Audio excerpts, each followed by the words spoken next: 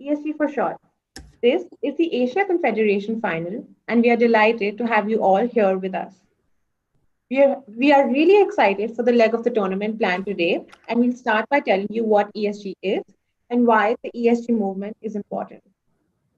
Over the next decade, we need to create over 1 billion new jobs and ensure we leave a better planet for the future generations, as highlighted by the 17 UN SDGs. We believe that entrepreneurial initiative is the solution to these pressing issues. The ESG community, which is all of us included, will help the entrepreneurs grow and become enterprises, creating the better future that all of us aspire for. Gauri, can we please change the slide?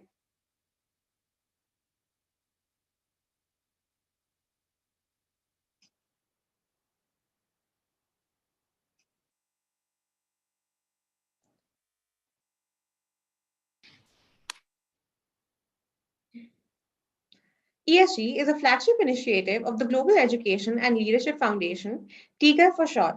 At TEGAL, we've been working over the past 2 decades to groom ethical and altruistic leaders globally. We have created a leadership curriculum along with Harvard University and Wharton, which has impacted more than 3 million school children in 14 countries. Through our entrepreneurship initiatives in the past 5 years, we have impacted more than 500,000 startups globally.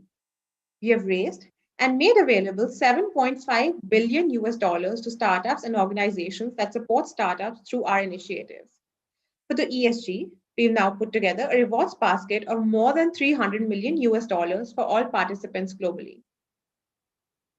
Similar to international sporting leagues, the ESG tournament has 4 tiers, that is city, national, confederation, and global finals. The winners from the Confederation finals will proudly represent their countries and battle it out for the global honors. From over 300,000 applications from over 190 countries, we have selected the best enterprises to compete in the Confederation finals, such as this one. Today, 12 of the best enterprises from Asia will compete with each other to win the Asia Confederation finals in 2 rounds. Round 1 is a knockout where enterprises will go head to head with their pitches and the jury will select the winners. Round 2 is an exciting question and answer round from which the jury will select the winners who will represent their countries in the global finals. We would also like to express our gratitude to all our partners who have joined hands with us. We commit to collectively support all enterprises who have become part of the ESG movement in achieving global reach and scale.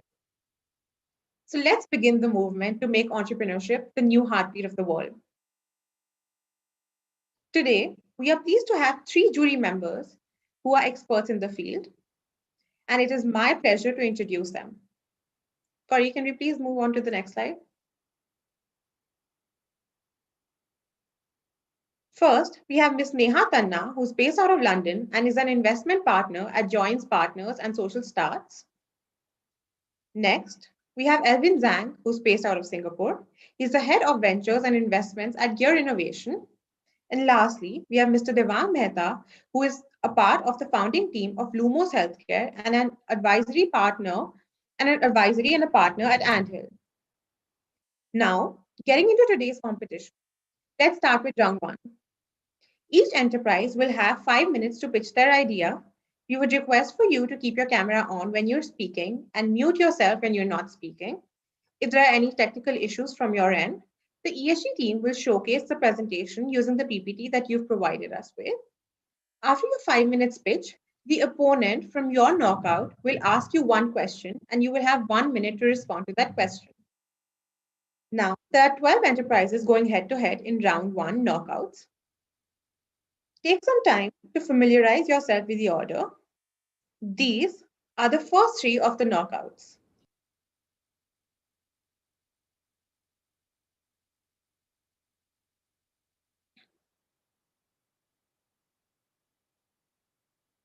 And these are the next 3 of the knockouts.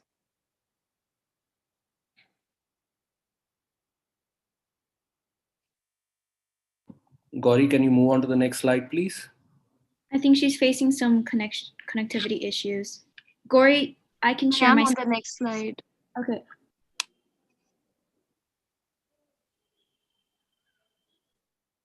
Our first knockout pair Gauri, can you please move on to the next slide?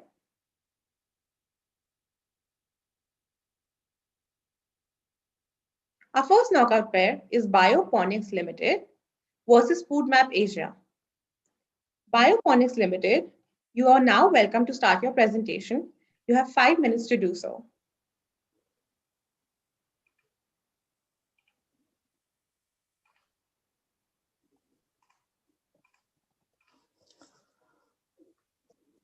Feeding 7.8 billion mouths around the world is no easy task. We rely on a massive infrastructure of farmers operating 13 billion hectares of farmland globally. Chemical fertilizers is a major farming input. Farmers feed crops 170 million tons of chemical nitrogen to grow their produce more efficiently and economically. Unfortunately, nitrogen fertilizer production sucks. It is an energy-intensive process costing over $130 billion per year in fossil fuels. It emits 147 million tons of CO2 every year. Sad to say, agriculture is one of the worst carbon-emitting industries in the world. In the pursuits of feeding ourselves, we are also killing our planet hand in hand. But do we really have to pick between our stomachs or our home? There is hope. Modern day science has now become advanced enough to change this balance and our destiny. Biomanufacturing is the key to our future. The world already biomanufactures biofuels, medicine and vaccines, clothing and polymers, and I am proud to tell you today that we will also biomanufacture fertilizer. We produce nitrogen in a much better way. 78% of our atmosphere is made of nitrogen, but plants cannot directly absorb this. After 7 years of high institution research, bioponics has synthesized a bacteria that can absorb this nitrogen into its cells and then release it into a form of nitrogen that plants can absorb. Even better, our bacteria is powered by photosynthesis, meaning we release clean, breathable oxygen as a byproduct. We are cheaper, greener, and our produce tastes better. Compare these two photos and you will see that biomanufacturing is indeed the better and cleaner future. Not only are we reducing CO2 emissions, we are removing carbon from the atmosphere, helping to heal the world. Our photobioreactor facilities are modular and can be installed on site inside of commercial farms. Bioponics facilities are also 65% cheaper to build. The biggest difference between us versus them is that chemical fertilizers is synthetic and it kills soil health. This means that farmers need to add even more chemical fertilizers over time to produce the same yield. It is a terrible downward cycle that is ravaging the world's farmlands.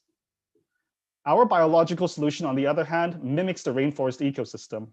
It provides crops with not only nitrogen, but also with biomass. We give a large variety of biological nutrition that can revitalize the soil and ultimately give the produce a more authentic and natural taste. Bioponics can become the top contender against chemical fertilizers. Our solution can match nitrogen output, and we are able to scale our production to meet global demands at more affordable prices. We will bring our Green and Taste Better campaign globally. Where there is farmland, we will have the solution that can fit. Here is a partial list of companies that we are exploring potential collaboration or pilot testing initiatives with. We have interest from Australia, Southeast Asia, China, India, Europe, and North America. Our customer pipeline is continuing to grow every day. We are the perfect team to make this happen. Dr. Akhilesh Chawesha is the CTO of Bioponics. He is an expert molecular biologist with 17 years of experience. He has published 22 research papers in world-renowned journals. Just go ahead and Google him. And most importantly, we have a working prototype in our hands today. Hi, I'm Hubert, CEO of Bioponics. I have been a serial entrepreneur as well as the head of division for multiple capital market firms. I have 15 years of business building know-how. Climate change is happening faster than anticipated, and we need to take action now. There is no one else coming to save us but ourselves. By making food production more sustainable and affordable, we aim to put in our helping hand in alleviating world hunger. Most importantly, we are a small handful of people in the world that is capable of doing this, and therefore we will take action. Thank you.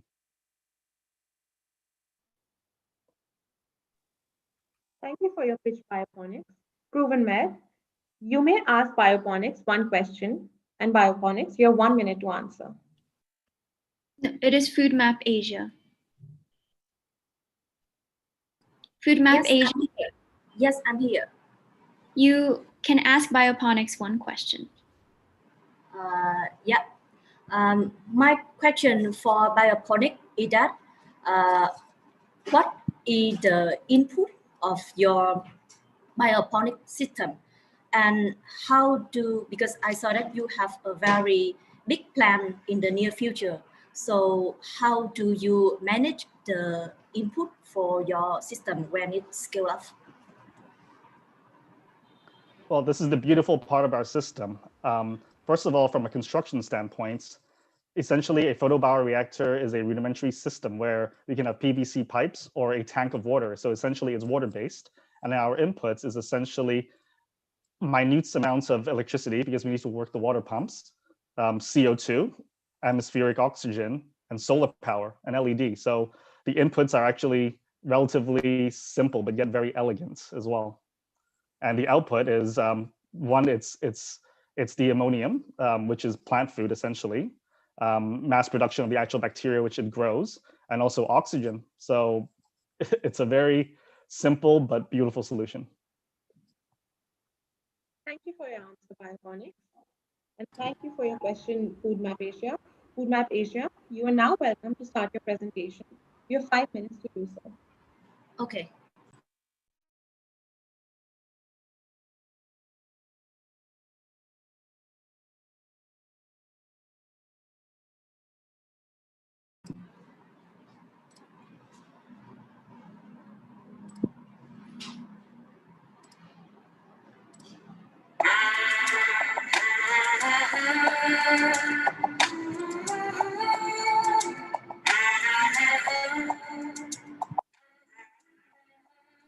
Can everybody else mute themselves, please? Thank you.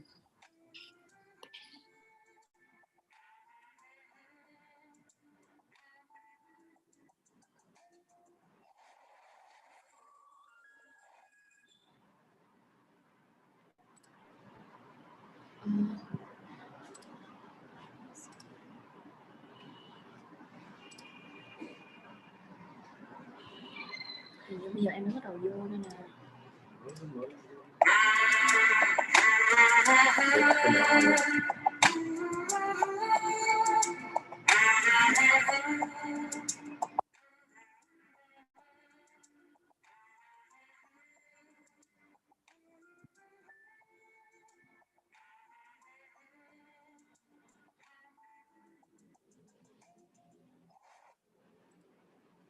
Hello everyone, I'm Trang from Vietnam. I'm co-founder and CFO of FoodMap Asia. FoodMap is a group of young people deeply passionate about agriculture and technology knowledge. With that passion in mind, we aim to utilize technology into agriculture to enhance the value of Vietnamese agriculture product in the value chain. But before FoodMap was founded, I would like to tell you about the story. Our founder, Mr. Tung Pham, he was graduated from the University of Technology in Ho Chi Minh City, but then he decided to go back to the mountain to work with farmers, to work closely with the farming production to understand more about the agriculture and the farmer. So FoodMap, what we do, we are an e-commerce platform that connects small and medium farmers via technology to provide the transparency and the traceability of the farming product to the end consumer. I want to share with you the problem in Vietnam agriculture industry now, that every day people go to the market, they buy food, but they don't know the food origin and they are totally lack of the food information. And it was so sad that in Vietnam, we are the second country with the highest cancer in the world. And it's because that the Vietnamese people have low quality of food every day. And secondly, the unfair trade is still exist in Vietnam. The farmer who contribute most for the value chain of the agricultural product just earn very little profit from that because they don't have the ability to negotiate with the good price. So as you can see here in the slide, that the value chain of Vietnam for food from farm to table, there's so many layers in between. That's why the price is higher and higher, and the food is not controlled the quality so well.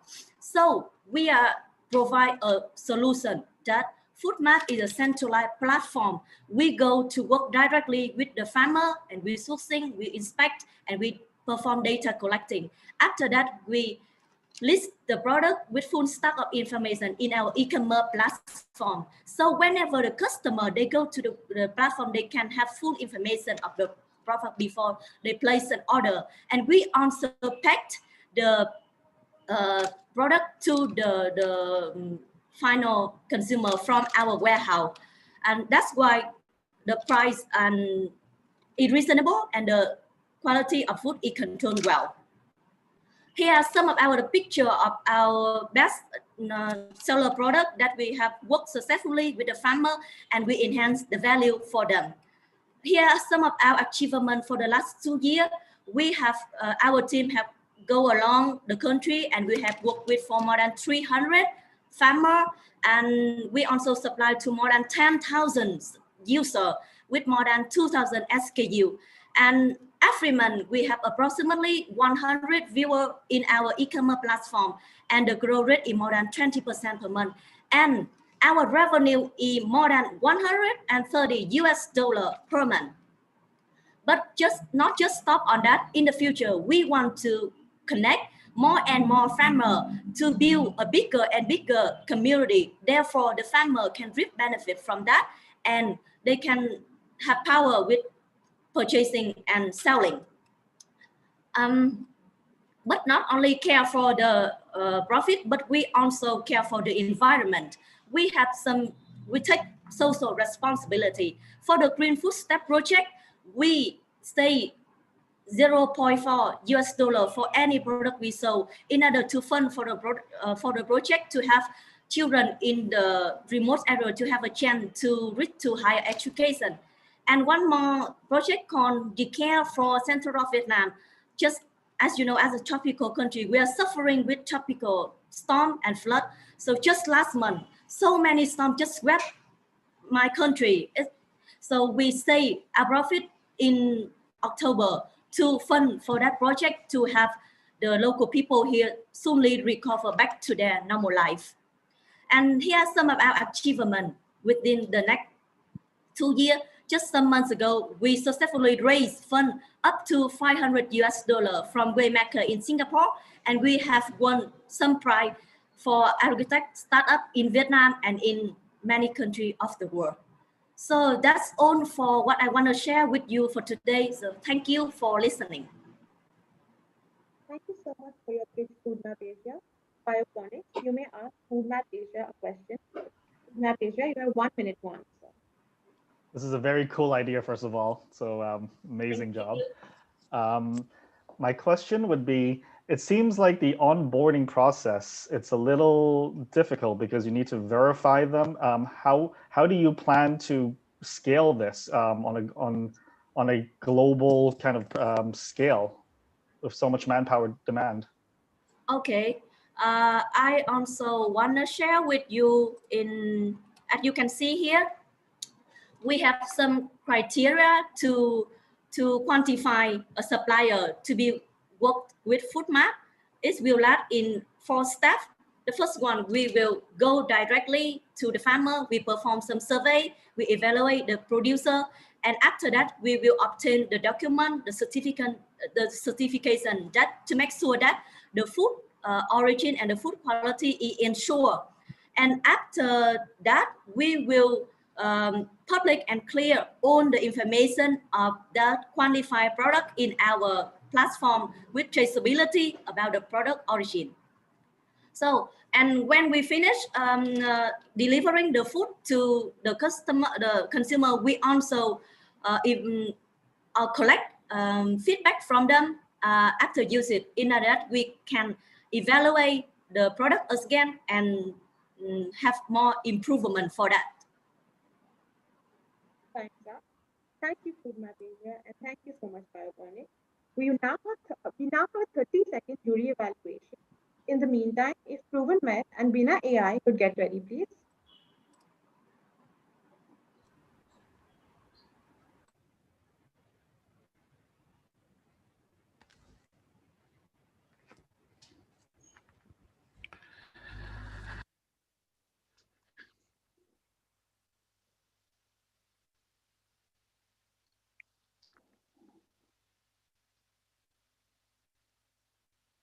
Our second knockout pair is Proven Met from UAE versus Bina AI from Israel.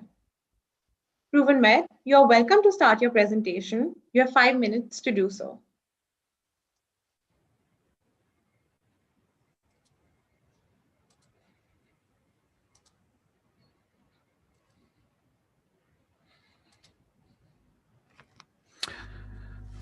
Hi, urinary incontinence is the loss of urine control. This causes overall decrease in quality of life, psychological distress, and tract infections. This condition affects more than 423 million people in the world, from which 40% are less than 60 years. Total addressable market is $16.19 billion. Existing products are indwelling catheters, which go inside the genitals. They are invasive, painful, and cause tract infection. We can find also external catheters, non-invasive, but it works with adhesive, causes inconvenience, skin irritation, and infection. And of course, adult diapers, which cause psychological distress, skin rash, and infection. We at ProvenMed came up with that great patented innovation, ActiveGo. ActiveGo is non-invasive wearable device. ActiveGo is reusable and discreet. ActiveGo has a unique integrated washing system. ActiveGo increases quality of life, prevents from infection, and ActiveGo is sustainable and cost effective. We support the UN Sustainable Development Goals. We promote good health and well-being. We support aging population. We reduce disposables carbon print, and we innovate with compassionate empathy. Our mission is to innovate medical devices through compassionate empathy that empower people and improve their lives. We envision to be a trusted and leading innovator of life-transforming medical wearable devices. Our values, true values, we are compassionate, disruptive, agile, high sense of integrity, and we are sustainable. We are addressing 3 customer segments: elderly and urinary incontinence people, disabled people, and frontline critical workers. We do outsource our production to China and Japan, and we sell through distributors who take it to hospitals, nursing homes, pharmacy chains, elderly care store, and online store. We started with an idea in 2017. Today, we launched the product. We have the CE norm. We have the KFDA norm for South Korea. We opened our branch in Tunis, our branch in South Korea, and we signed more than 10 distributors contract. My name is Suhail Gism. I'm a serial entrepreneur since 20 years. I hold a master in mathematics and an MBA. My co-founder, Amin Stali, holds a master in engineering. He's a serial entrepreneur also, and he's an R&D expert. Dr. Sumaya is a geriatric with more than 14 years as a practitioner in a French hospital in Paris. Our young, wonderful team is a mix between electrical engineering, mechanical engineering, physics engineering, and business commerce. We have many recognitions. We won the first prize at MIT Pan-Arab. We were finalists at 1776 competition in Washington, DC, and we are member of Endeavor Entrepreneurship, among others. Today, we do have 3 patents and 2 brands registered. We expect within 5 years to have 21 patents and 18 registered brands. We are expanding expanding. We are now present in 10 countries. We expect to be in Europe before the end of this year and America beginning of next year. We are launching our female product within the next 6 months. We expect to end this year at around $730,000 and within 5 years to be at $263 million. And still, this is less than 1% of total addressable market. So imagine if we reach 7% of total addressable market, we will be the first unicorn coming out of UAE. To achieve this, we are raising $3.9 million to improve our R&D, to hire top talented people, to build our branding and marketing, and to push forward our IP protection. The best way to predict the future is to invent it. We are inventing a better future to 100 million of people around the world. Thank you. Thank you. Thank you so much for your pitch, Proven Med. Bina AI, you may ask Proven Med one question. Proven Med, you have 1 minute to answer. Sure. So first of all, amazing solution and good luck, guys, for an amazing path. Definitely a worthwhile solution. I have a very easy and simple question. Does this device in any way can support an active lifestyle? Whether can you use it during training? Can you use it while you travel? Can you use it? And is the disposable mechanism requires you to take it off your body? Thank you very much, David, for your kind words, and thank you for your question. Yes, indeed. Actually, ActiveGo is aimed to help you live an absolutely normal life. You can visit our website and you will see that nice video of freestyler young man playing football with ActiveGo on him. So the purpose of ActiveGo is to let anyone suffering from urinary incontinence to have an absolutely normal life with this wearable device. Excellent. Thank you. Good Thank luck. you so much. Thank you so David. much, Proven Med. Bina AI, you're now welcome to start your presentation. You have 5 minutes to do so. Excellent.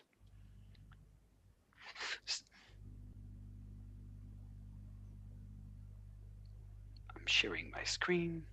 So first of all, thank you very much for having us today. It's a pleasure speaking here in front of Israel. My name is David Maman. I'm the founder and CEO of Bina Ai. I think in a very high level nutshell, we are powering the application that shape the future of healthcare and wellness. At Bina today, we're 66 employees and 20 PhDs in the company. We are mostly in physics. We currently have over 60 paying customers worldwide. And the technology that we've created actually enabled the global healthcare problem. When we try to map the global healthcare problem, I think we can divide it to two major issues. One is healthcare availability. According to the World Health Organization, about half of the world lacks access to essential health services.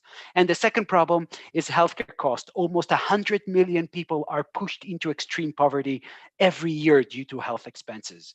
And those kind of two problems have actually created a lot of new industries. When we're talking about the telehealth and telemedicine industry, remote patient monitoring, wellness, an endless amount of industries such as insurance as business continuity that are basing their decisions on the ability to extract vital signs. At Bina, what we have been able to create is a technology that just by using your smartphone, we're able to extract vital signs from any smartphone, tablet, or laptop and make it available anywhere. The technology that we've created today can run on all available smartphones. And just by looking at your smartphone for under a minute, we're able today to extract heart rate, oxygen saturation, respiratory rate, mental stress level, heart rate variability, and also very soon coming out this year, blood pressure, hemoglobin level, and next year we're already working on temperature and alcohol blood level. The entire technology is optimized to work in multiple ways, which means we can extract it from the person's face or from the person's finger just by using a smartphone. So it does not require any additional wearables.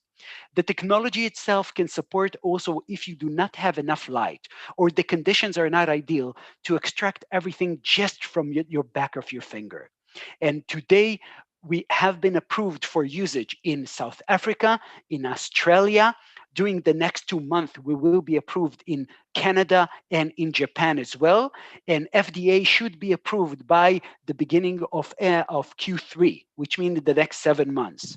Today, we have been conducting endless amount of clinical trials to validate and to approve the accuracy of our solution, that any smartphone, tablet, or laptop can actually provide those kind of capabilities in a medical grade accuracy. The key go-to-market from Bina's point of view, we are delivering an SDK, which means any company that today is available in these competitions or anywhere in the world can actually integrate our capabilities inside of their solution. We're working with many companies from multiple vectors, and I'm just going to share a few of those. Momentum, one of the top insurance companies in South Africa, are doing underwriting and wellness capability to our customers. Sompo, one of the largest insurance companies in Japan, have integrated our technology inside of their solution to extract stress level and mental stress level from their patients. Generali, the second biggest insurance company in Europe, have just announced yesterday the integration of Bina's technology into their solution in order to provide a remote care and services. And we can go through a lot of different companies that have integrated our solution worldwide in order to extract vital signs without the need to have multiple devices such as oximeters, blood pressure cuffs, and everything, and make it available to anyone. From a go-to-market strategy, we are providing a solution that can be available and run in real time on any kind of device. We're agnostic to age, agnostic to skin color, agnostic to availability, and the entire technology runs on the device itself. So we as Bina are never exposed to the sensitive information of our customers, and everything is available and accessible anywhere. One last thing that is important to say when we're talking about telemedicine services, whenever you're talking with a doctor remotely, it can only ask you, how are you feeling? But using this kind of a technology, it can actually see how you're really feeling and to have an ongoing validation of everything. One, I think that as COVID have started hitting everywhere, we have now a few countries that are integrated our capabilities in order to have a very basic COVID-19 screening. Every morning before you wake up, you'll be able to look at your phone, get a response, and know whether you should go to work as usual or go to the doctor. Thank you very much for having us. Congratulations and good luck to everyone else. Thank you so much for your pitch, Bina AI. Proven Med, you may ask Bina AI one question. Bina AI, you have 1 minute to answer. Thank you, David. Very nice presentation, great idea. Very easy and simple question to you. My understanding is that technology relies on video capturing while dealing with critical vital signals like oxygen level, I think heartbeats also, and others important related health indicators. How accurate, David, and reliable are these indicators, especially with different ethnicities in the world? Thank you, Excellent. David. Thank you, sir. Excellent question. So today we've been able to prove, comparing to the gold standard, which means invasive oxygen saturation, ECG device for a heart rate, and also a blood pressure invasive, also in vein blood pressure, that we're able to meet the accuracy requirements of FDA. Regarding ethnicity and age, we have conducted trials in South Africa, Nepal, India, Japan, United States now in Clinimark, in order to make sure that any skin tone from the extreme white to the extreme dark is fully supportive. And we already have paying customers in regions that have a huge mixture of skin colors. So we've been able to prove that it's completely acceptable. And the solution today, as we move forward, we have 60 customers worldwide, all around the world, from Japan to China to now India, and also Singapore, Hong Kong, Australia. We have a few customers worldwide. So it's already working in production and customers already been able to validate the accuracy. Thank you very much, sir. Thank you, Bina AI and Proven Med. We now have a 30-second jury evaluation. In the meantime, if BioCube and Money on Click could get ready, please.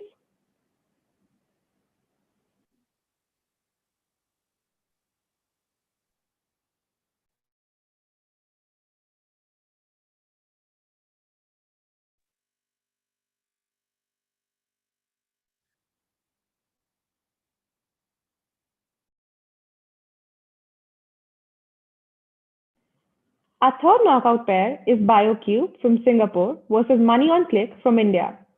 BioCube, you're welcome to start your presentation. You have 5 minutes to do so.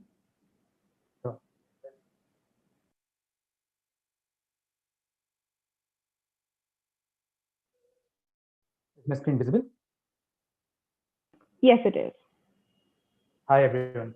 So I'm representing BioCube here. BioCube is basically a startup company, which started in Singapore in 2018. We have developed a mobile platform based on AI and biometrics that does identity authentication of any individual and any kind of transactions that can be verified in real time with user authentication. And that way we are providing a digital platform for going to a complete paperless world. In today's world where we need paper documents for every time your identity validation or doing any kind of transactions, that actually is finally going down to the waste of your money, first of all, waste of resources, and finally the uh, deplantation. So that is why we are looking for a better world where we can go for a complete paperless world, or where we can go completely mobile-driven solution. What is the basic motto with which we started our organization is that we wanted to bring convenience, a different experience, and security in everyone's life, every individual's life, where we can leverage AI and biometrics platforms power. At the same time, we want to ensure privacy and data security at every user's life, and our commitment to nature by going green, so that we can reduce the number of electronic devices that can be reduced, the number of printers, scanners, everything can be avoided, and all the transactions can be validated using your own mobile. So if you see today's world, the biometric validation generally happens through many hardware. There are hardware related to your face scanner, your fingerprint scanner, there are retina scanners. So we are enabling a platform which can do all this kind of biometrics on simple smartphone. And since the smartphone penetration is good enough in today's world, so everyone is having their own smartphone as of now. I think like 60-70% is the penetration of smartphone. So that way we can enable that kind of ecosystem in the complete world. So finally, we are going for a paperless digital transaction for every individual using their own mobile, and we are ensuring a safe and secure environment. Now, what is the key uniqueness of our platform? So first of all, we are doing a multimodal biometrics within our mobile platform that captures 5 different modes of biometrics, which is not there in any other solution in the world. So we are unique, and we have patented in US for that. The second thing is we are powered by artificial intelligence and deep learning. The entire AI and deep learning algorithm is our own. It is a proprietary, and it can be customized and enhanced based on the requirement. The identity of any individual is verified from the source database. So anyone from the world is suppose applying for a visa from any country to other country. So we can go to the source system of suppose the passport database or any other database, say national database of a particular country, and we can verify the identity of an individual. The data is always on users' own control. That is one of the key points, because in today's world, what happens whenever we are giving a biometric, so that is saved on a central server, be that your AWS server, Azure server, or any local server.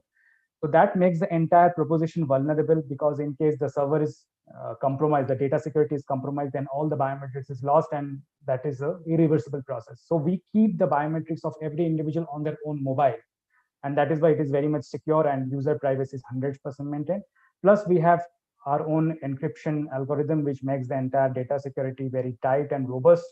And there is no additional hardware or software required to be bought from us. So we make the entire thing very highly tangible ROI solution.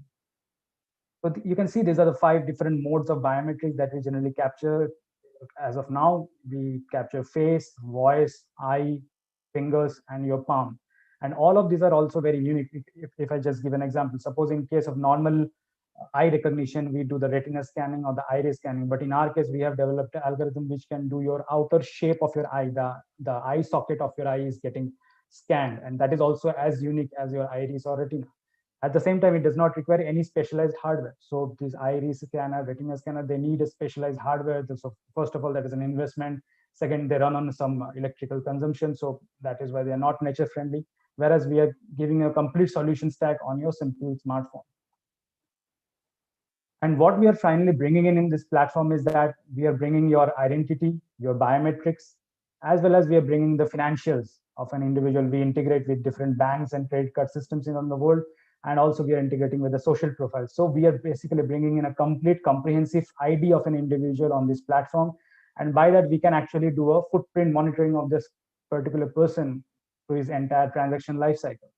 So that way, it is completely tamper-proof, and at the same time, it is nature-friendly. And how we are complying with the sustainability goals of the United Nations. So first of all, there are lots of frauds and pilferation in the poverty and the public distribution system. So by this kind of bio-authentication system, we can ensure that the benefit or the subsidy is going to the right person. So the poorer section of the society where there are lots of pilferages, we can avoid that.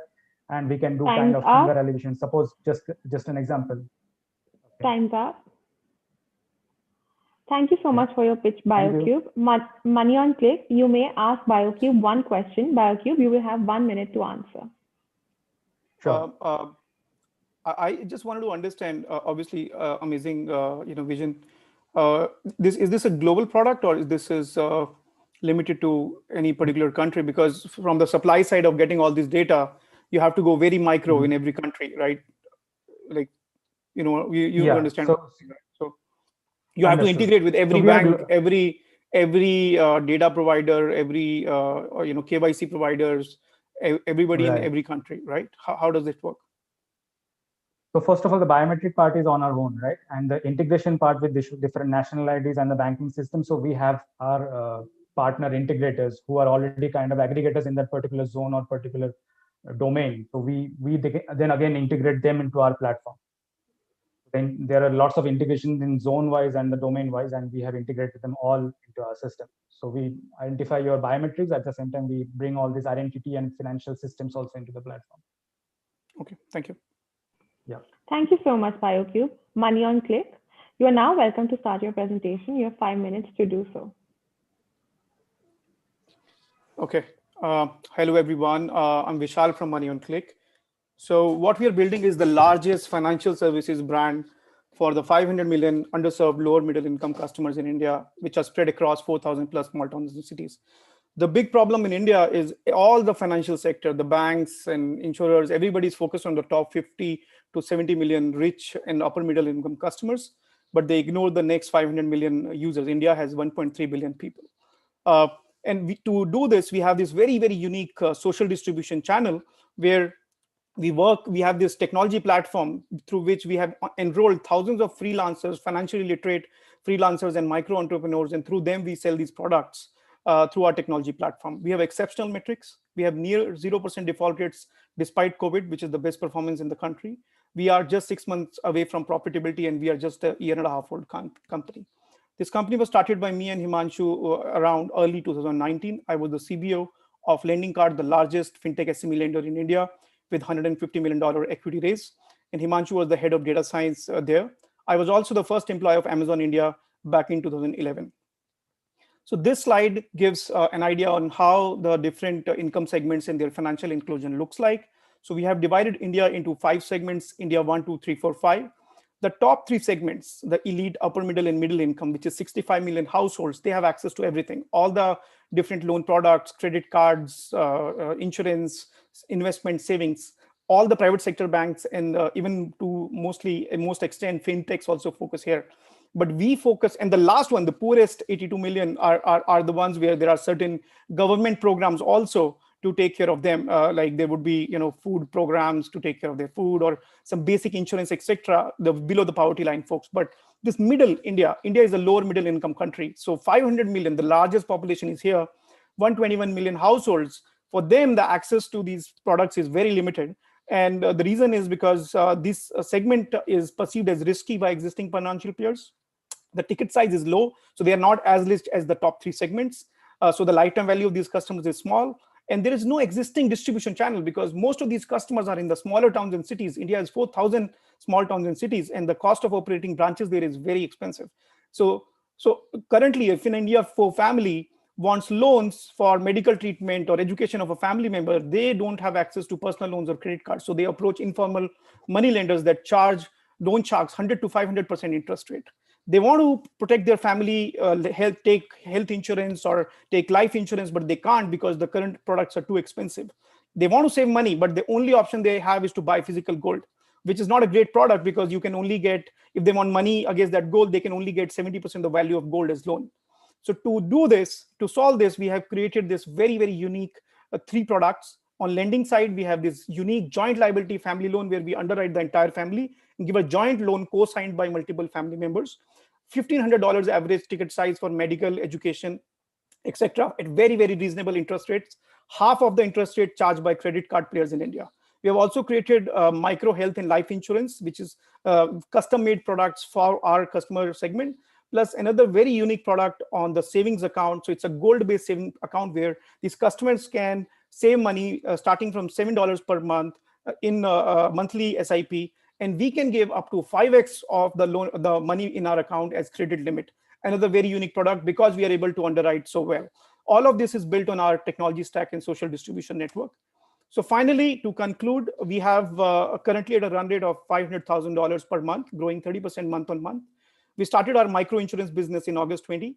We have signed up with the top tier lenders of India. We are a balance sheet provider, so we lend from our own, but we borrow money from these large lenders. We have been able to manage industry-based near 0% default rates. We'll be profitable in 6 months. We reach an AUM of $6 million by March 21. We will be run rate of 5,000 policies per month by March 21.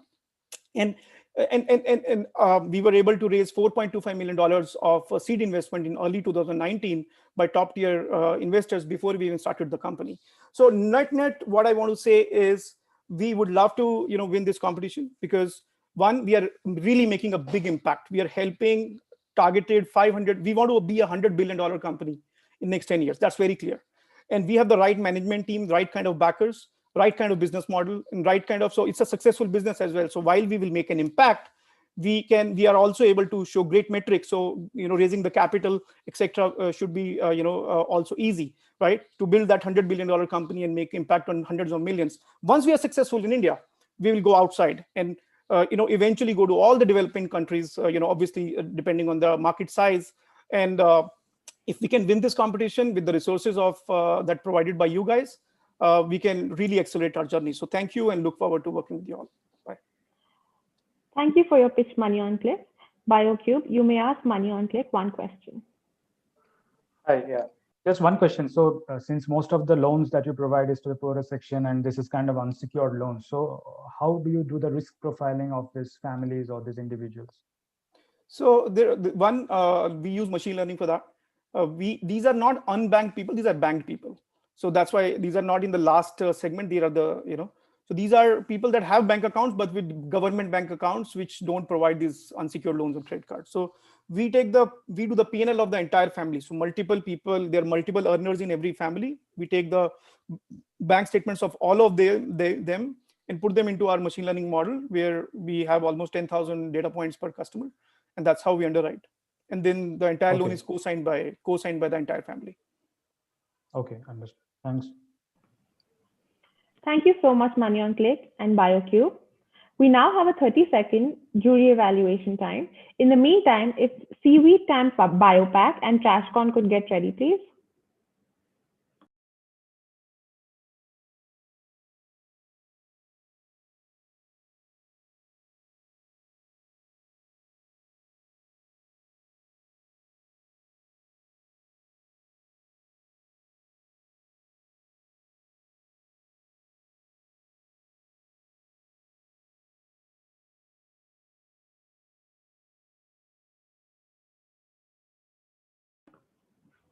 Our fourth knockout pair is Seaweed Time Biopack from Indonesia versus TrashCon from India.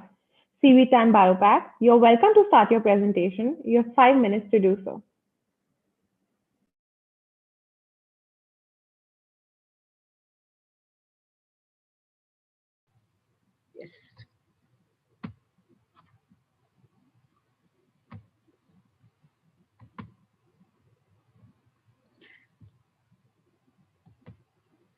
Okay.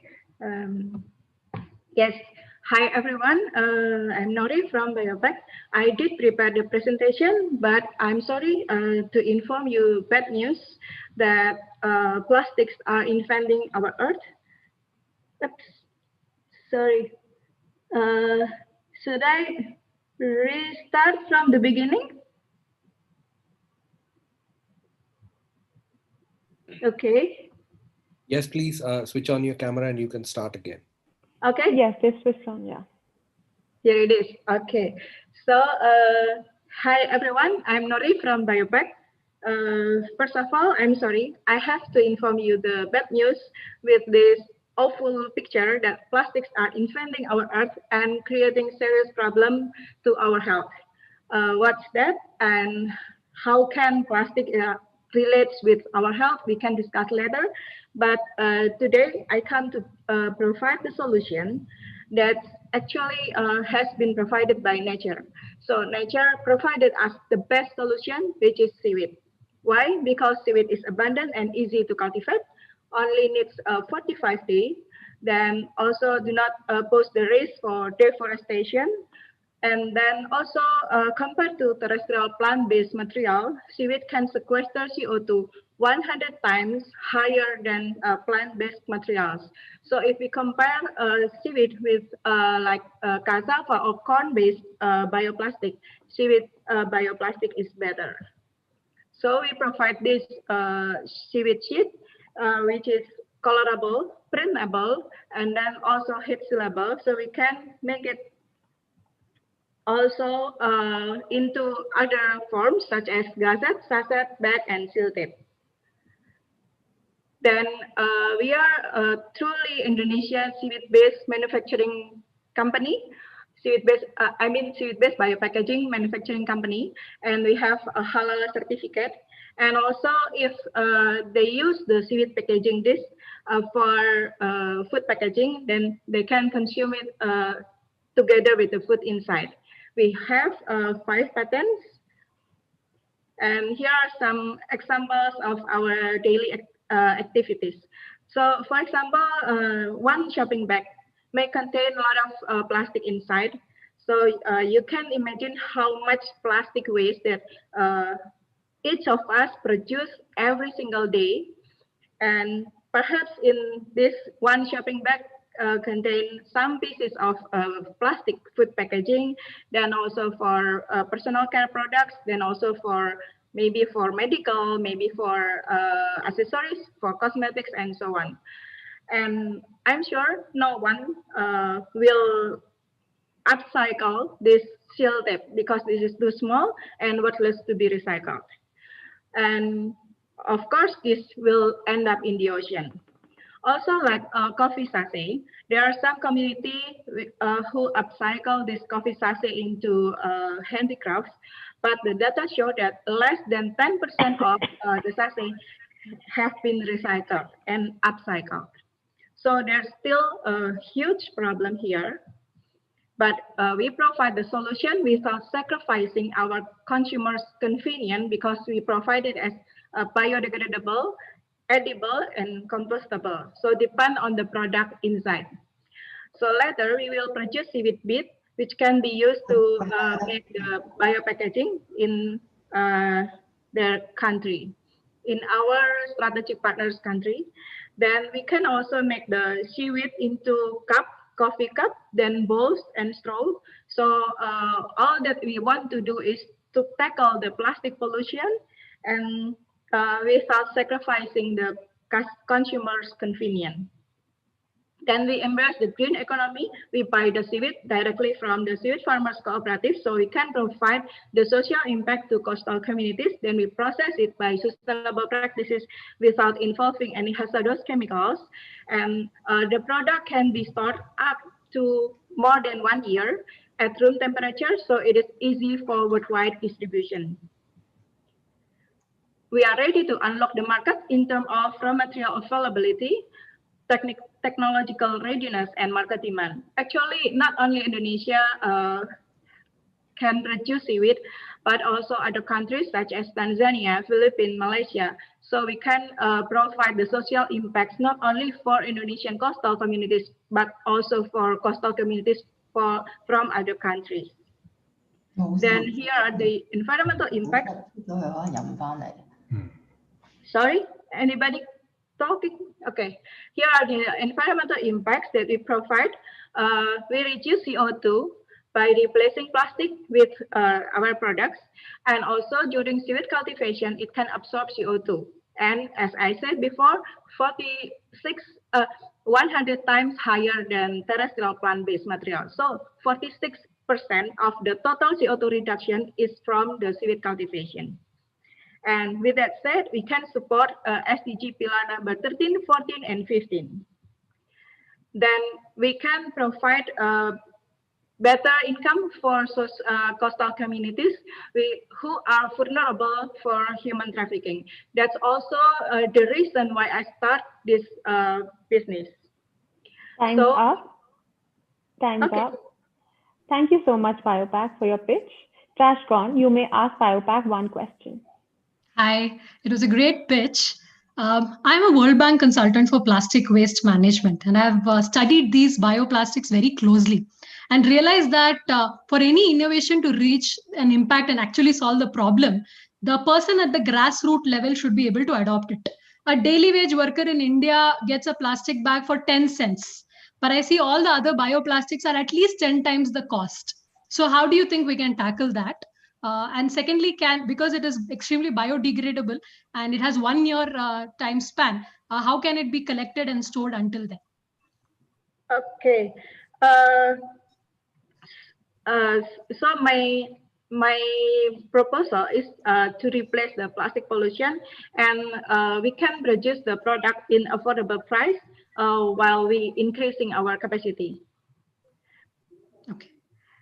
Yeah, so that was the entire question. So what do you think can be the range? I mean, 10 cents a plastic bag, how much is the bag available for? Okay, around, I think we can provide it also at 10 cents, but we need the scale. Okay, okay. Yeah. And like I asked you, can it be used to carry extremely wet and heavy material because it is biodegradable and, you know, compostable? So can it have something that is 90% wet?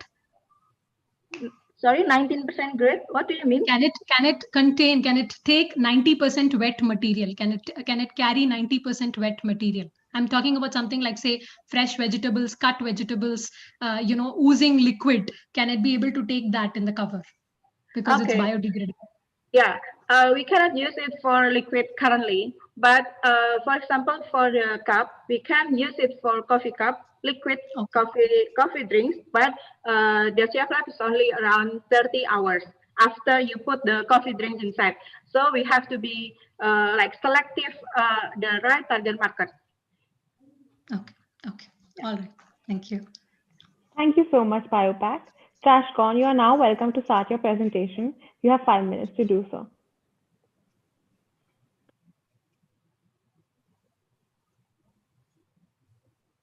Hi, can you see my screen? Not yet. Not yet? Yes, thank you so much, Biopack. Yeah. Hello, everyone. Before I begin, let me just start by asking a question. Do you know what happens to waste when it goes out of your houses?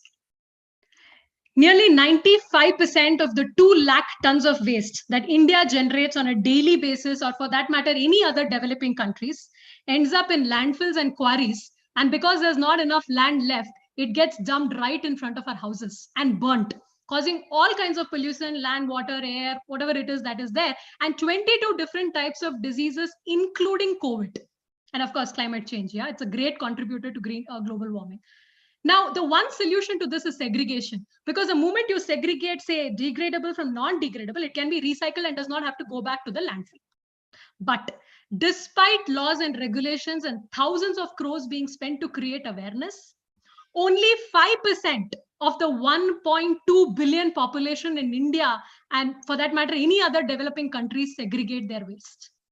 So that's when we thought, Why don't we come up with a system that can take all of those kinds of mixed waste, food waste, plastics, diapers, sanitary napkins, dead rats, whatnot, metals, glass, anything under the sun, and separate it automatically into degradables and non-degradables so that it can be recycled and it does not have to go back to the landfill. As simple as it sounds, we'll spend nearly 3 years sitting in the dump sites with pigs, cats, and whatnot to try and come up with a solution that can solve this problem once and for all. Ladies and gentlemen, introducing you to the world's first completely automated segregation system, Trashbot.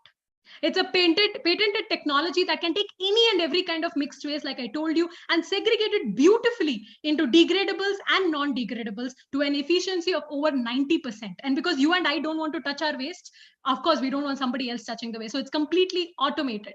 So what I'm saying is that what you see on the left is the mixed waste. What you see on the right is the degradable that comes from food waste, canteen waste, kitchen waste, and non-degradable, which are majorly plastics. But these the degradables are then converted to compost and biogas, while the non-degradable was a huge challenge because the plastics that we were getting is the plastics that nobody else wants, no recycler wants. And these are called as multi-layered packaging. Your Lay's, Bingo, Kurkure, all your food packaging covers with a layer of aluminum sticking onto it. It renders it non-recyclable. These are called as non-recyclable plastics.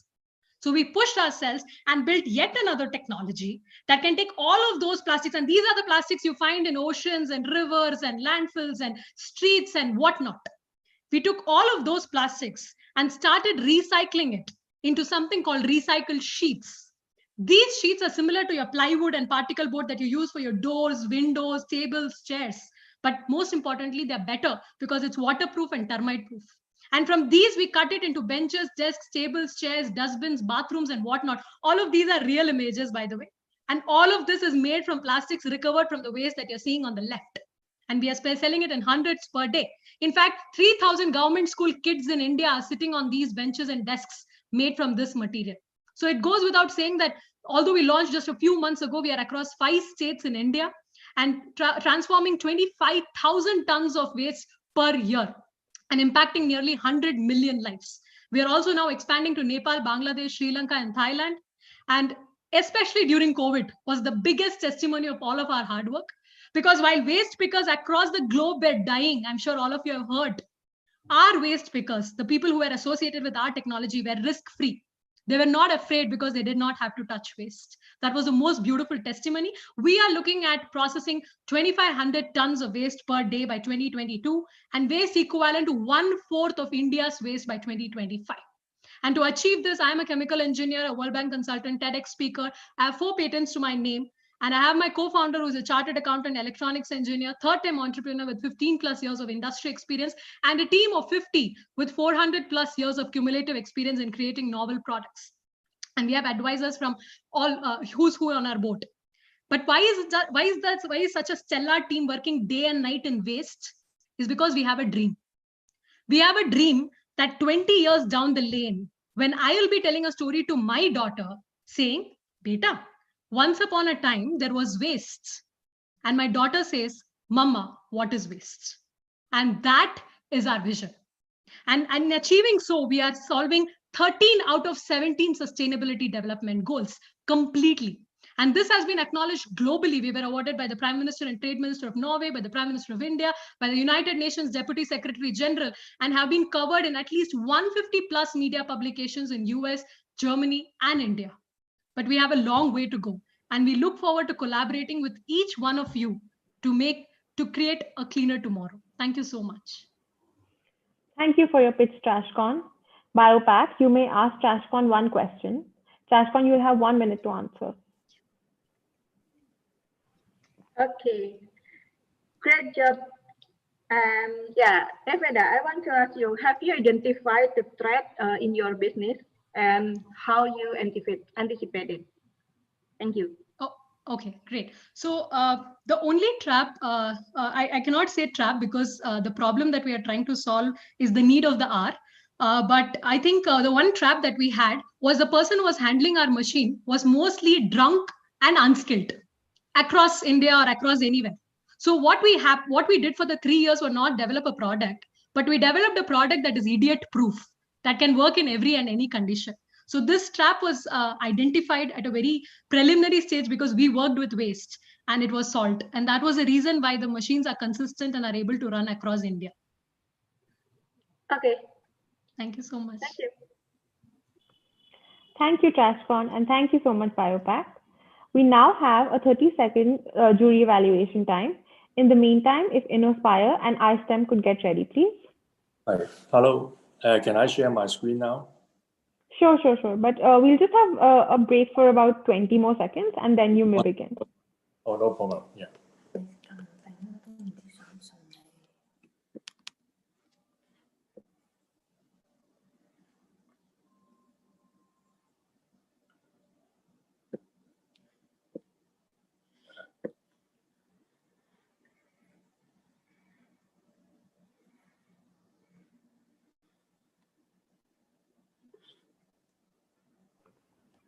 Our fifth knockout pair is InnoSpire from Hong Kong, representing China, Hong Kong, versus iSTEM from India. InnoSpire, you are welcome to start your presentation. You have 5 minutes to do so. Okay. Can you see my screen now? Yes, we can see your screen, but we can't. Yes, we can see the presentation as well now. Okay, so can I start now? Thank you. Yes, please. Okay. Hi, everyone. InnoSpire Technology Limited is realizing the first project in the world that will provide human visual assistance through a mobile app and smart glasses. Visual impairment causes much inconvenience to the elderly and visually impaired people. For example, they cannot see products and price tags clearly in the supermarket. We have developed an app that allows visually impaired users to send pictures to volunteers. Available volunteers can describe the picture through voice message or text. We are also developing real-time video calling. A volunteer can provide real-time visual assistance to the visually impaired user. There are many different user situations. For example, during this COVID-19 pandemic, many elderly or visually impaired people are staying at home and order food delivery. Users may send pictures of restaurant menus or common accessories to volunteers for identification. We have already gained much positive feedback from users in Hong Kong, Taiwan, Europe, and North America. For example, a blind user in Taiwan used our app to complete a tax registration procedure. Also, volunteers get much satisfaction and their volunteer hours can be recorded. This app connects volunteers with the visually impaired so that they can be offered help anywhere at any time.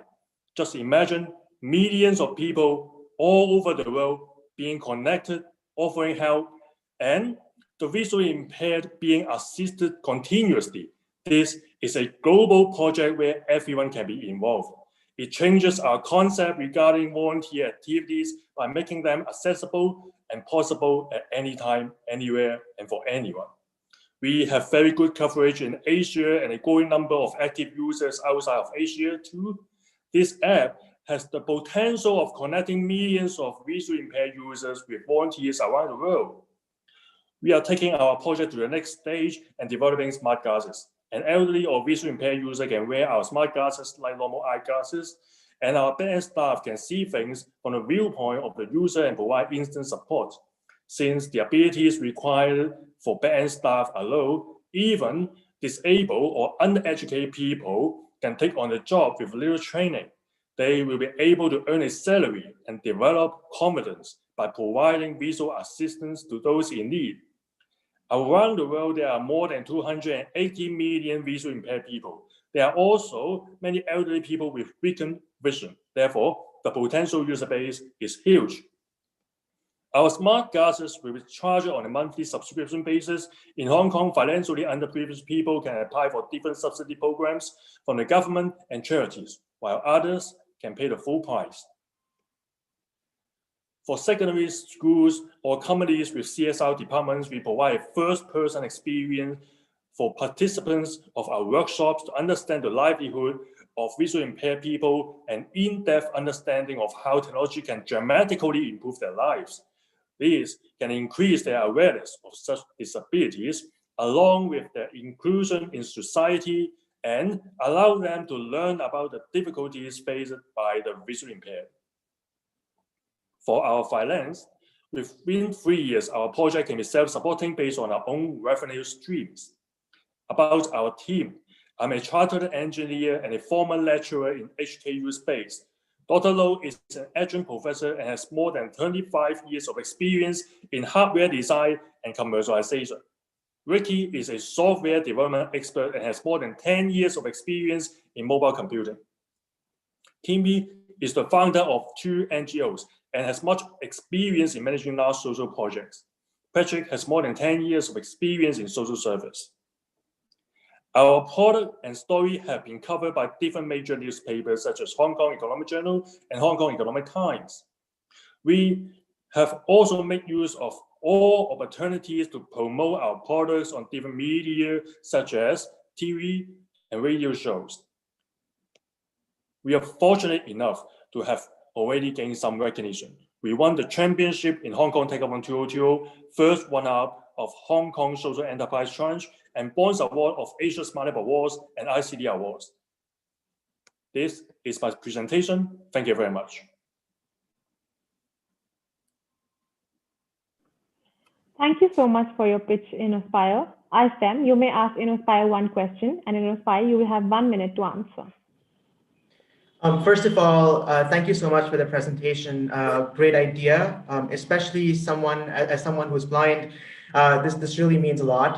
My question to you is, having worked in the disability sector for about a decade, something that I've heard from the community again and again, and something that I've seen myself, is this wish that we don't even have to rely on volunteers, because there are so many challenges that come with it. You know, the volunteer could give you wrong information inadvertently that could have catastrophic effects. And there are several challenges that you basically come with a volunteer.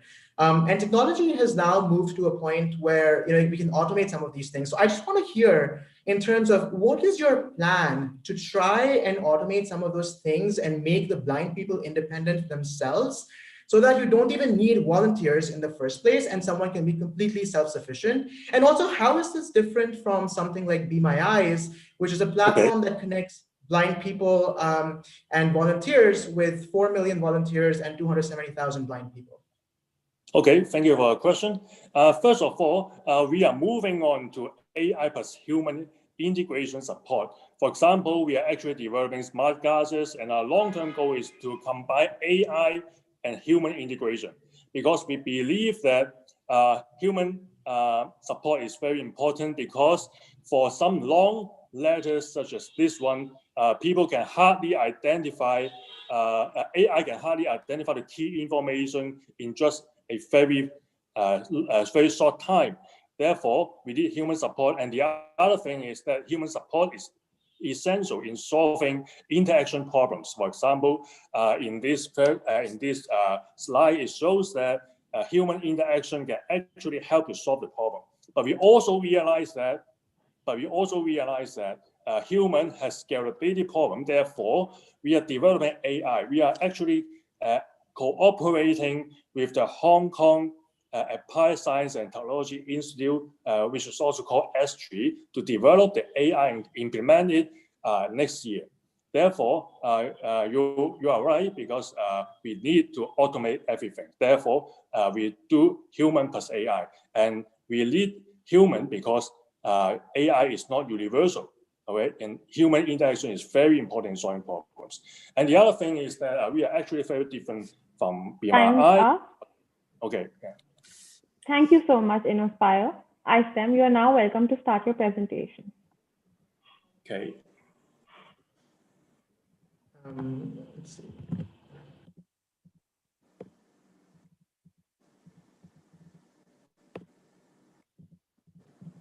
Do you see my screen?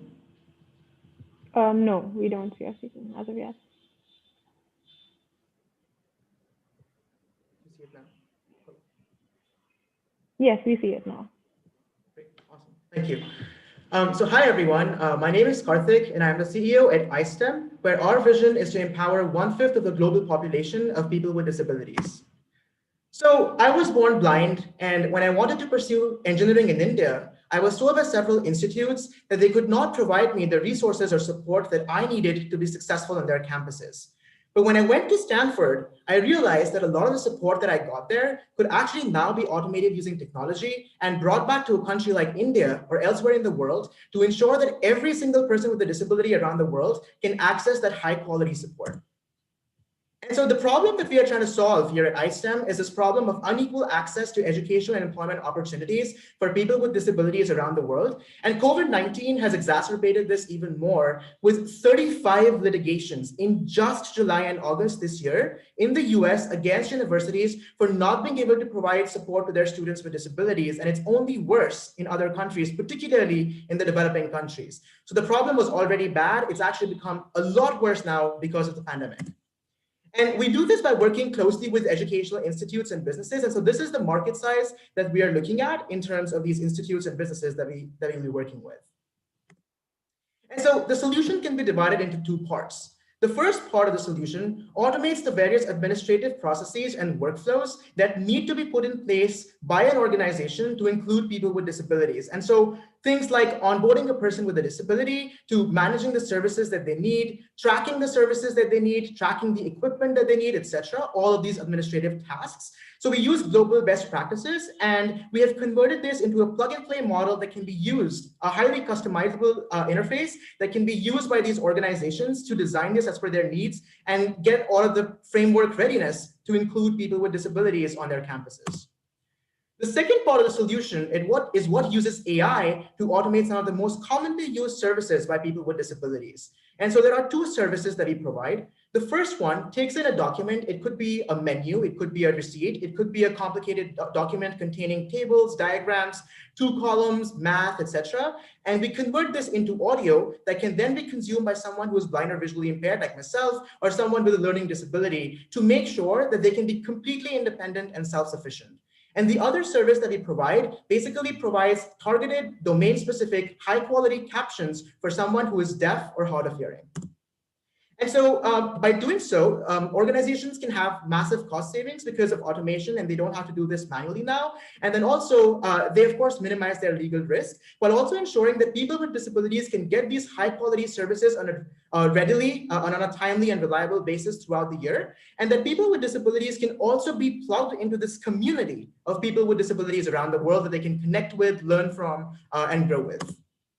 And so impact is at the core of what we do. It's the most important thing to us, having lived through this all by ourselves. And so we have a freemium business model to make sure that we can reach out to as many people with disabilities as possible. But to make sure that the company can grow and scale and sustain itself, we have both a B2B as well as a B2C model. So we have a subscription cost for educational institutes and businesses. And then for individuals, we provide either subsidized pricing as well as they can enter into an income share agreement with us. And so this is the progress that we've made so far. So we already have global partners in India and North America and are expanding to Africa as we speak right now. We are already generating revenue and have won several awards from the government of India, the government of UK, from the UN, Secretary General, etc., for the work that we've been doing. But even more importantly than these awards, I think for me personally as a founder, what is most gratifying is when I hear from community members at events like these that they can now live their dream of becoming a scientist, an engineer, an accountant. 1 minute left. That is what matters the most to me. And these are some of the partners that we have that we are working with. And finally, our team. So again, all of the co-founders are people with disabilities, so we have firsthand experience with this. We also bring in technical experience, having studied and worked at some of the most prestigious organizations in the world, and have been working in the sector for about a decade now. And also are joined by advisors and mentors with decades of experience, both in assistive technology as well as in the social entrepreneurship and innovation space. And now a quick demo of how it works like for the institutes.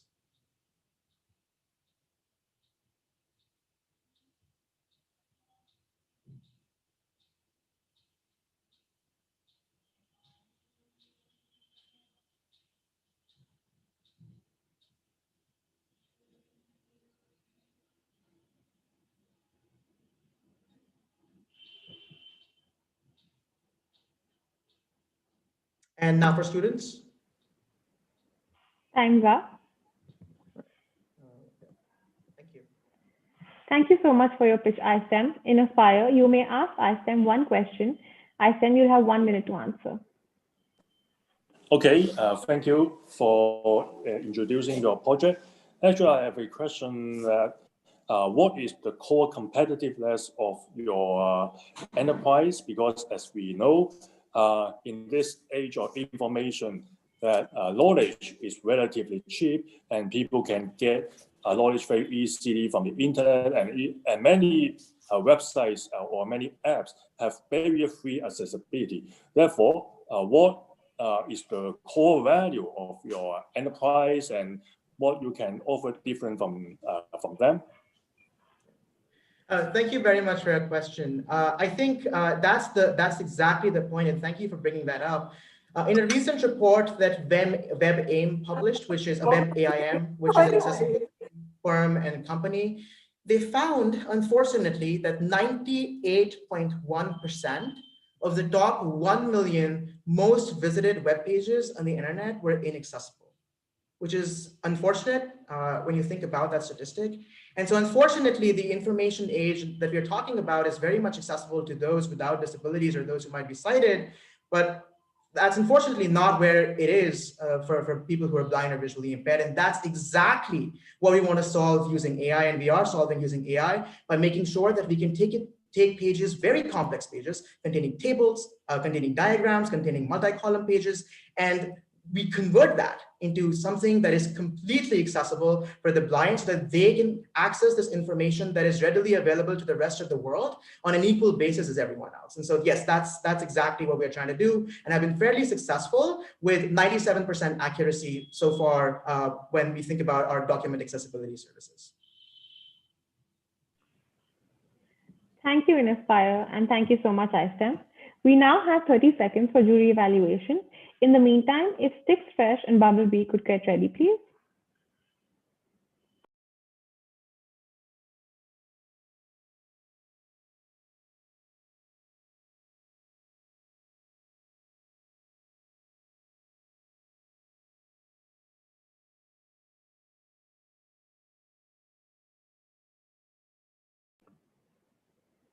Our last knockout pair is Sticks Fresh from Singapore versus Bumblebee Ai from Israel. Sticks Fresh, you are welcome to start your presentation. You have 5 minutes to do so.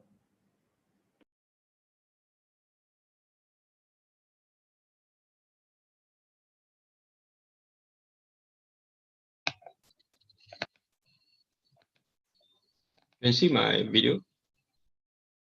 Can you see my screen? Yes, yes, we can.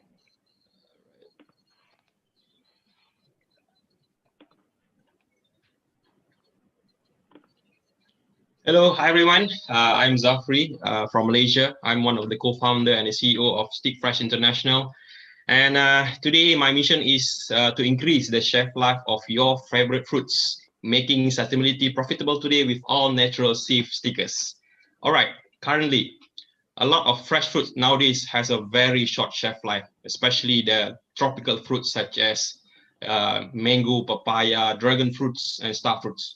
And a lot of businesses are financially impacted by this global problem, especially the producers, the packers, distributors, retailers, and even us. To fight these global problems, the food waste problem, we created a formulation that can increase the shelf life of these fruits. And the best part is this formulation can be applied to many surfaces such as sticker. And of course, this sticker can be printed with any brand name or even barcodes for marketing and tracking purpose.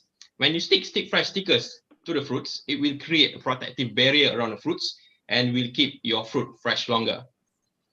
One of the studies have shown that stick fresh formulation is effective on one of the common fungi affecting fruits and vegetables. If you can see in this experiment, compact, control, and sticker only, fungi multiplies after 4 and 8 days, and we can't see any fungi growth under stick fresh environment. Yes, this is a simple, all natural safe stickers that can increase the shelf life of most fruits up to 3 to 4 times more. And there are a lot of advantages we use stick fresh stickers in the business or our daily routine. Number one, it will improve the quality of the produce for the consumer, reduce food waste and related costs, reduce processing and shipping costs, and of course, we'll open up new export market. Yes, our product is safe to use as all of our ingredients to produce stick fresh stickers had meet GRAS requirements in accordance of FDA, and we also had filed our international patent in January 2018. So we have 3 indirect competitors. 3 of them, 2 of them is from the UK and 1 from the US. But what set us apart from these 3 big companies? Number 1, we are the only sticker-based technology in the world today, minimally invasive application whereby it does not disrupt the existing supply chain. We are the only one can be applied to the individual fruits of choice. And of course, it can be applied anywhere along the supply chain. Our aim is to penetrate Asian market first, with a total market size of fruit produce is about 175 billion US dollar. Study indicates that average losses at retail level is between 7 to 8%, amounting of 12.85 billion US dollar total addressable market for stick fresh. Despite this pandemic, COVID-19, we have a good traction and growth. We managed to sell close to 300,000 pieces of stick fresh stickers to Malaysian Agriculture Department under our Ministry of Agriculture, being our major customer. Revenue gain 40,000 US dollar for the first 9 months, and as I'm speaking today, we are commencing a pilot study with these key global producers and distributors. Yes, this is the future looks like for us. Our core technology can be applied to boxes, sheet, liners, sachet, and even packets to different type of applications such as dairy, meat, seafood, cut flowers, and even to healthcare. Meet our team today. As myself, as the CEO and the founder of the company, I have years of experience in technological development focused into agriculture industry. We also have expert in each market strategies in the company. Also, we have our lead scientists who are expert in antimicrobial and antifungal solution, who are expert in food technologies. Yeah, we also had been recognized by these big names, such as we are the winner of Super Seed 2 Championship organized by Gobi Partners, one of the biggest VC in Malaysia. We also the winner, the best for Agritech in Malaysian ASEARISE Award, and also best technology innovation in Singapore. So I believe this wrap up my presentation. Thank you for sticking with us. Oops, where's my face? Thank you for your pitch, Stick Fresh. Bumblebee AI, you are now welcome to ask Stick Fresh a question. Yes, Zafi, first of all, really loved your idea, and I'm a great believer in this mission you're doing. Thank you. I just wanted to know how like scalable the solution is for, let's say, other fruits, or what are the, I assume there is some variance in what you're trying to liquid in every crop. So how you see it scalable for other non-tropical crops in the next few years? Thank you. It's a great question. Basically, in Malaysia, the mechanism of action of this product, this technology, is the vaporized behavior, which is it's tackle the fungi activity in the fruits. You know, when we involve, when we doing these stickers, we need to identify what is the most problem, especially in certain countries. You know, of course, here in Malaysia has certain type of fungi, but if we want to expand or to scale, for example, to smaller type of fruits, we are not using any stickers.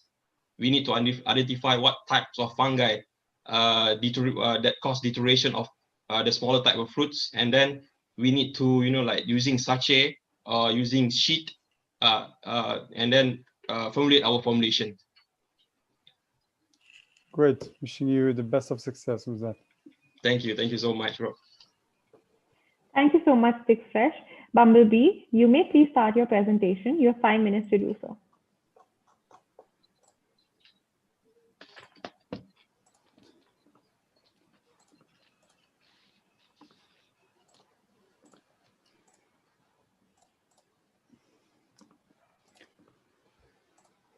Great. You're seeing that? Yes. Can you please? Right. Yeah. Okay. So this is how the supermarkets, most of our supermarkets, look like today. And this is how it will look like without the help of natural pollinators. 84 of the commercially growing crops are insect pollinated, while since the 1950s, the bee population has declined by more than 50%. So if we're looking to the future, we all know that the growing demand for food will only increase the demand for nutritional food for the globe. And we think that will create a gap that will not be addressed if we will not tackle one of these key efforts in order to produce our food, which is pollination.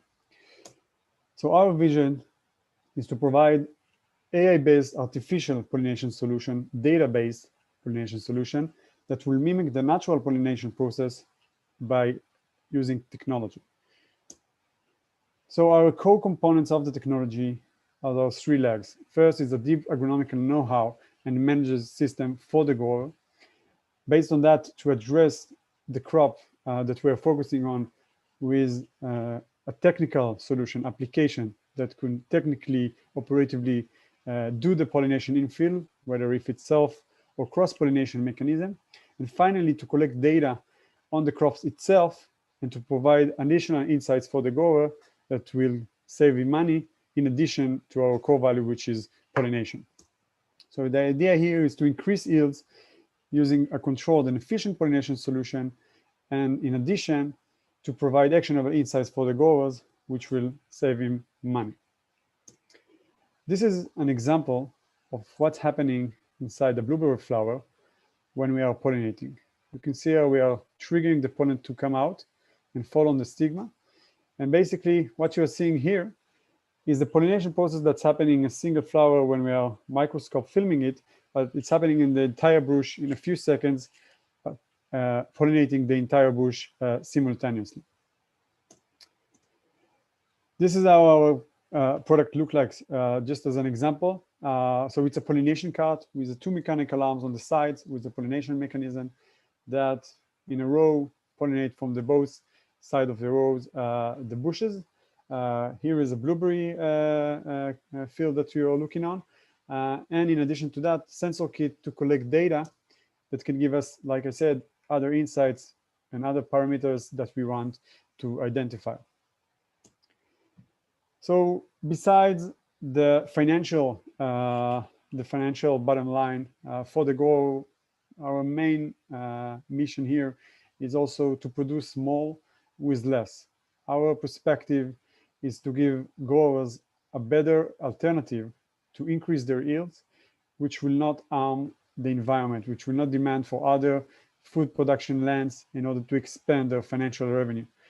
So this is the key takeoff. There are other core sustainable development goals that we are related to, but from our perspective, every use of our solution will better treat our plant. This is just in a high level our segments, our initial markets that we are focusing on, initially avocado, blueberry, and cocoa. If we're looking on the markets, in the competitive markets, so there are two categories that we identified. So one is focusing on natural pollinators, and from the other end, artificial pollination solutions oriented. Our go-to market from the beginning was towards market needs. We reached out to many of leading companies, as you can see here, from the cocoa, blueberry, and avocado industry. All of them are in contact with us today. Some of them try our technology, and some of them are willing to do so. This is our field trial results along the 1.5 year in Latin America and in Israel. One of the two main companies of blueberry and avocado from Latin America, Hortifood and Camposol, even funded our trials before even getting any financial funding beforehand. Why? Because they were very eager to try solutions that will improve their the yields using pollination solution. Nowadays we are signing on commercial agreements with both of them, and this is our near-term roadmap. We just got closed our pre-seed round. Nowadays working on the commercial pilots with our design partners and future clients, and the next year will be focusing on expanding our activity to other crops and to raising our seed round. Time's up. Thank you very much. Thank you for your pitch, Bumblebee. Sticks Fresh, you may ask Bumblebee one question.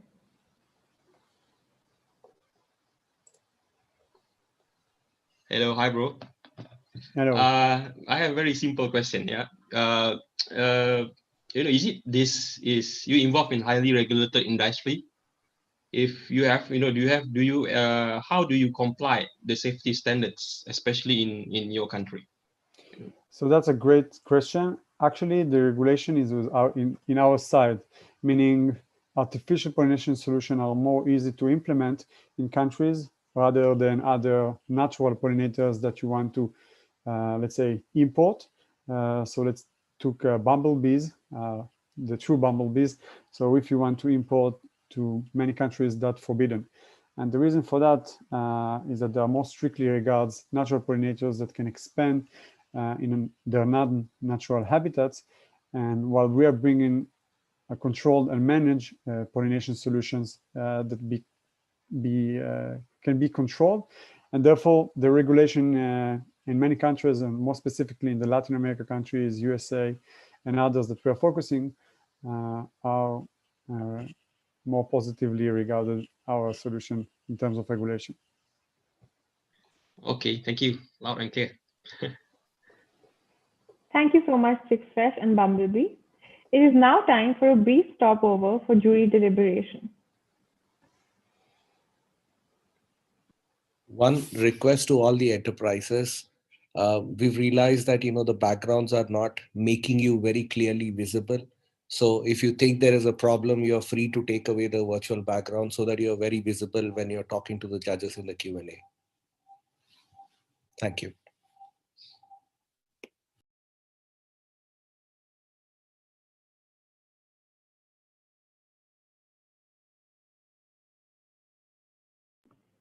Janet, can you please put us into the breakout rooms?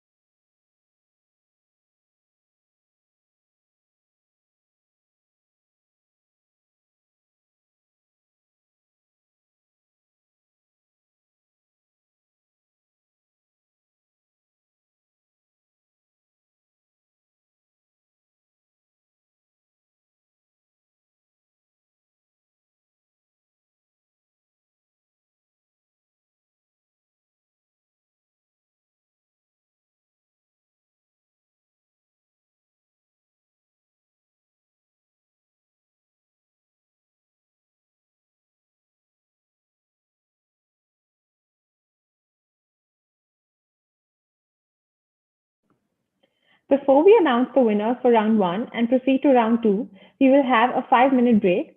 So relax, get some water, and get ready for some challenging questions.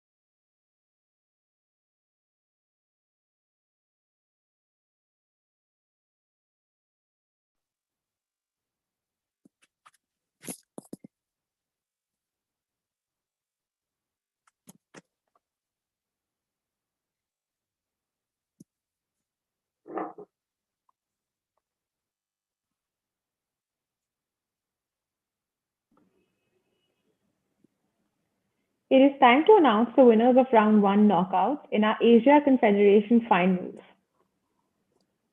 Congratulations to Bioponics, Bina AI, Money on Click, Trashcon, iStem, and Sticksfresh.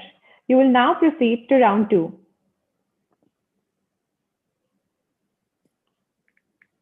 Some ground rules for round 2 are: enterprises and jury members, we request you to keep your camera on when speaking. Winners from round 1 will now we'll now put you into a separate breakout room and bring you in one by one for the Q&A. The first question that all the enterprises who've made through to the second round have to answer is why you think you will win the ESG competition. Janet, can you put the startup into the breakout rooms now?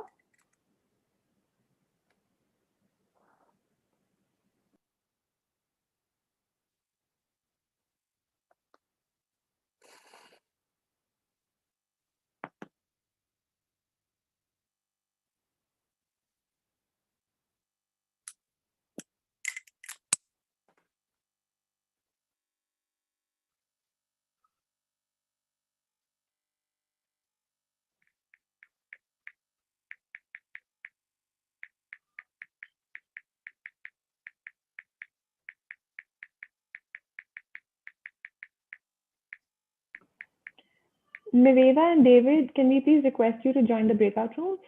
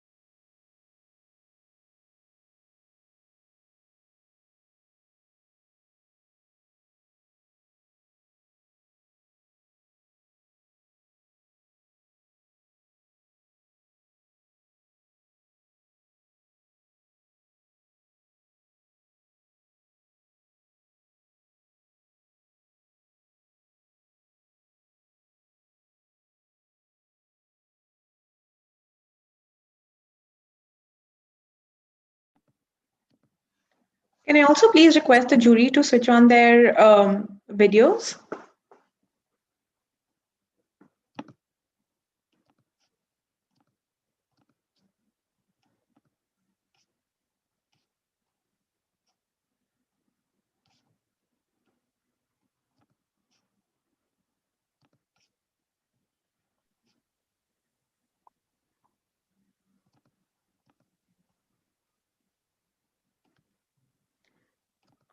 Vishal, can you please join the breakout room? The startup breakout room?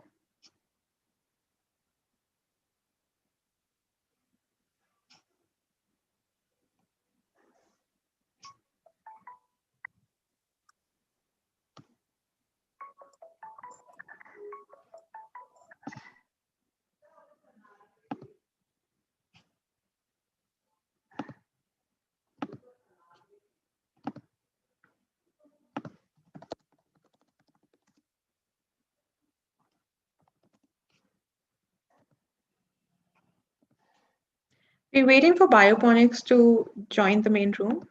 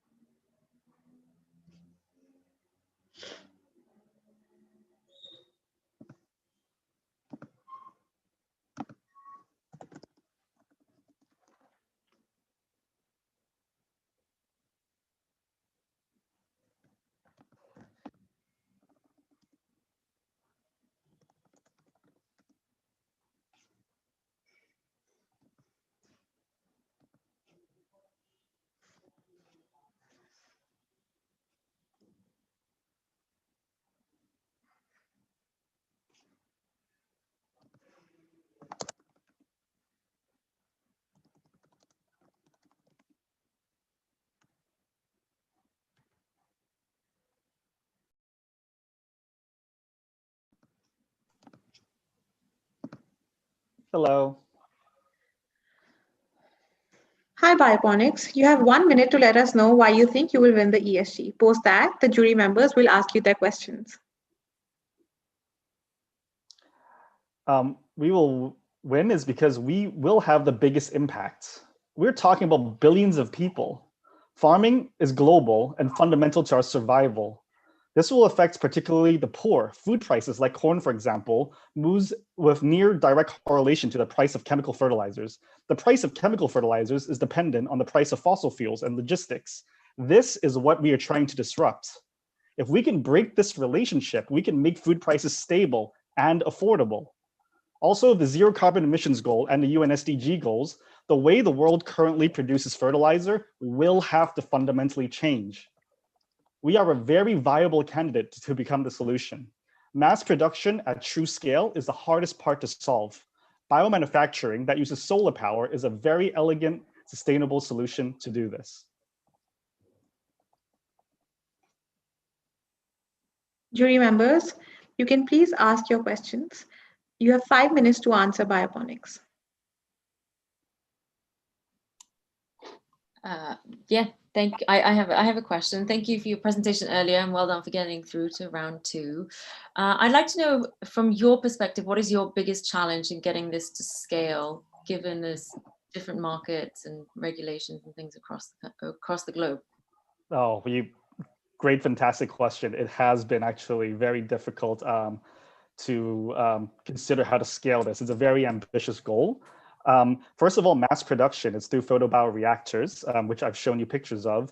This is actually not a new technology. It's being done all around the world, India, China, in Europe as well. So we've reutilized kind of existing technology that really de-risks the mass production process. Now, spreading around the globe, we just need successful showcases. If we can really show in large swaths of examples that this works, we can get, at first of all, city help, and then it goes to the kind of the regional help, and hopefully state help, and then from a national perspective, and from government support as well. But we need a lot more evidence and a lot more proof. And quite frankly, we need all the support we can get. And who would be your ideal partners, if you could pick one or two in terms? I'm not saying specific names, just kinds of partners that would help you really get what you need.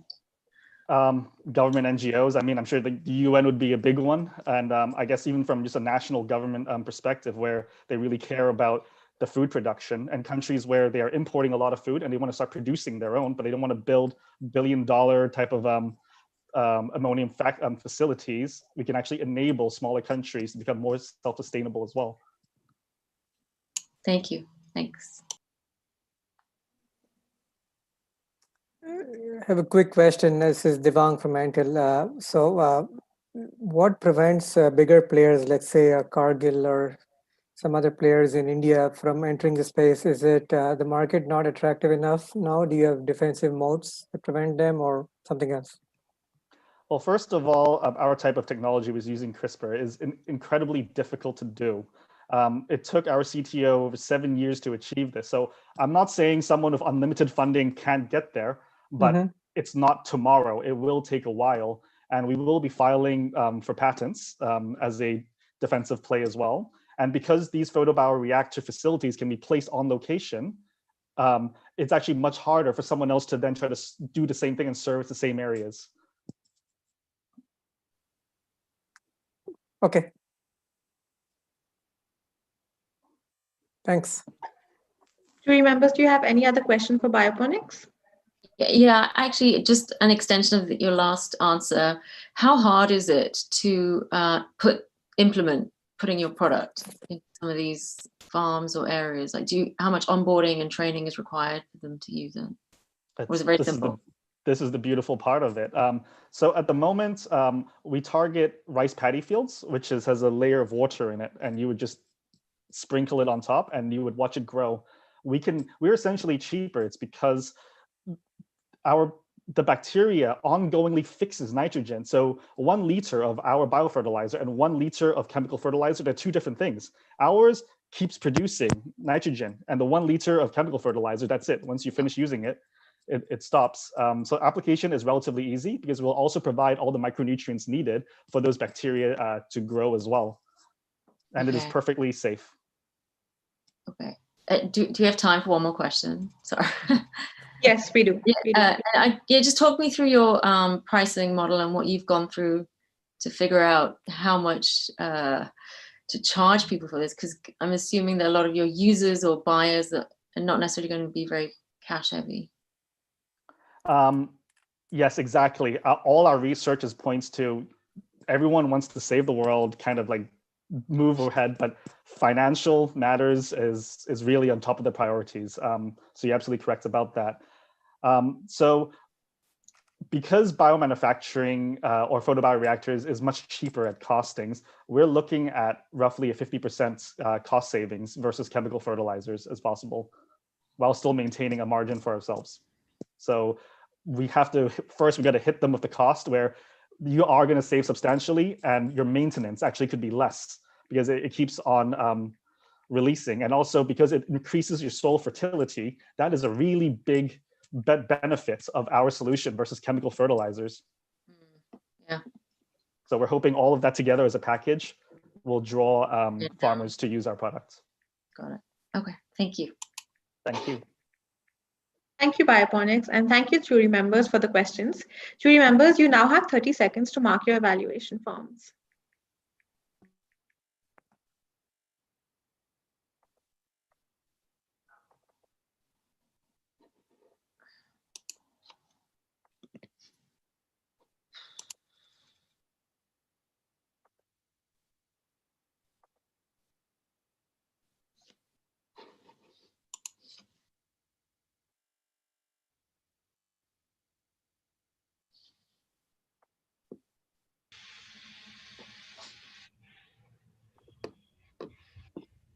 Money on Click, you have 1 minute to let us know why you think you will win the ESG competition. Sure, thanks. So first, why we think we can win is what we are doing is very, very well aligned with the development goals of UN.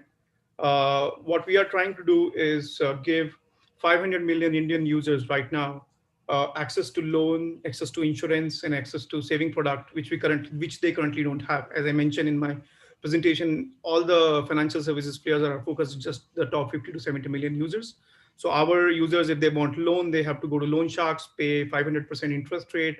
They can't buy insurance and so on and so forth, right? So what we are doing is creating real impact. Second, we are creating a really solid business. So a lot of companies try impact stuff, but we actually can make a big solid business out of it. So we have 0%, near 0% default rate despite COVID, which is the best in the country. We were backed almost $4.25 million we raised before we even started the company from top tier investors because of our background. So I was the CBO of a large fintech. Both of us went to top tier colleges. I was the first employee of Amazon India. I was the Middle East head for Amazon India seller business, Amazon Middle East supplier business. So we have the right. Okay. Thank you, Money on Click. Jury members, you have 5 minutes to ask Money on Click your questions. Maybe I can continue what I was saying. Sure, the jury members will also have their questions. So this is Devang. So great. I mean, I think it's the pedigree and all that is well proven. But your offering, I forget the acronym, but there's a combination of JAM. Is it built on JAM? What is JAM? Sorry. Jan Dhan Aadhaar Mobile. Yeah, of course, but not Jan Dhan. So Jan Dhan, our users are like one level above the Jan Dhan category. So Jan Dhan are the poor ones. Yes. Ours are the lower middle class. So that's like the 500 million people. But they also face, the thing is, if you see the India, the top 60, 70 million families, they get covered by everybody. The bottommost government does help them. But the missing middle, the 500 million lower middle class, they don't get any of the government subsidies, etc. with the Jan Dhan guys do. But we do use the other mobile as well as the Aadhaar, etc. for our. Okay, so let's sorry to interrupt. Let's get that math right. Let's say for round number, let's say 1 billion, right? 1 billion population, right? Yeah. So the bottom 5-10% is a Jandan gang. So that's about 100 mil there. No. That is like 300 mil. 300 mil gets 3% is the Jandan. bottom. So top 10 to 15% is your elite and upper middle income kind of folks. Then the next 500 million is your the 50% is your lower middle income. So India is a lower middle income country as per the the GDP classification, right? That's where bulk of the country lives. So they are not poor enough that government will give them subsidies. They're not rich enough for the private sector banks. That's the focus we are. That's the area. Okay, got it. Yeah, they don't have credit cards. They don't get access to insurance, right? So that's the middle one. That is what we are focusing on. So you use Aadhaar and mobile, of course, and then your whole AI ML or the layers of AI ML act upon what Aadhaar and whatever public records from a risk profile and all that. Sure. Okay. Plus the way we distribute. So we have an army of thousands of social, entrepreneurs. These are like, they work with us part-time. So since you are an Indian, you will know LIC agents, right? Yes. So those kind of folks or employees of banks, they work with us part-time, right? So that's how we reach to these customers with technology. So we don't have any physical presence. Our users are not very savvy with they are not savvy enough to buy financial products on their own. So they need advice. Okay. So we have this whole social, Misho sort of social, play. And your revenue model is a percent of each underwriting transaction, right? No, so for lending, we have our own NBFC. So we are the balance sheet lender. We, because of our default rates, we get up to 10x leverage from the top tier lenders as well. And then for the insurance, we get obviously like a commission for sale. And for the saving products, it's also kind of our own balance sheet. Okay, so you're like a lead gen provider to insurance. For insurance, we do underwriting also on their behalf in some areas. So yes, so we are not a lead generation provider for anybody. We are kind of a full stack there. Just that we don't take the insurance on our book, but we do the underwriting for insurance before we give the lead to them. Okay, got it. Thanks. So can I ask a quick question? So I don't know this area at all. I come from bio and health. So my question, excuse me if it's a bit naive, but the users, my assumption is that their financial literacy is not as high as the elite that you spoke about, right? I really like your customer segmentation. I think it's really smart. So just talk to me a little bit about what it takes to get them to buy your product, right? What is it going to take? Because if they don't understand, how do you get them to buy, and then how do you stop corruption in the middle or people taking advantage of them? Yeah, so that's why we have the social layer, right? So these folks are not that savvy. They want some help. They're not poor, they're not rich, and they're not savvy enough, right? So they will not be able to, even if these products are not even available, the stuff that we have made. And that's why we are not a lead generation company. We are full stack company, right? So we do our own lending. We have our own license. We do for insurance, we do the risk. We take the risk for insurance as well, right? So we have to take the risk to be able to build a product that does not exist. That's one. To sell these, that's why we have the layer of social, right? Like these are agents. So think of this, right? So these are government, savings agents. So there is something called LIC in India, which is very popular, right? And these are employees of banks in small towns and cities, and they already have a network, right, of trust, right? So these social partners, when they approach the customer base that they already have from maybe some other, ways, or their society or neighborhoods, etc., the trust factor is already there. So that's why we work with them, and to manage all of these people without any physical presence and not to have like huge operational expenses, we have our app. That's what I was going to. Okay. Yeah. Are you totally dependent on manpower, or do you have other ways? Okay. Yes. So like other companies do not even open branches in these locations because the unit economics won't work. But we are able to, because we don't pay a fixed salary to these people. We just pay, they are gig workers for us, right? So we just pay them commission. Yeah. Okay. That's why the unit economics work so well for us. Okay. Yeah, that's clear. Okay, thank you. And just to add, these kind of, okay. Thank you, Money and Click, and thank you, jury members, for the questions. Jury members, you have 30 seconds to mark your evaluation forms.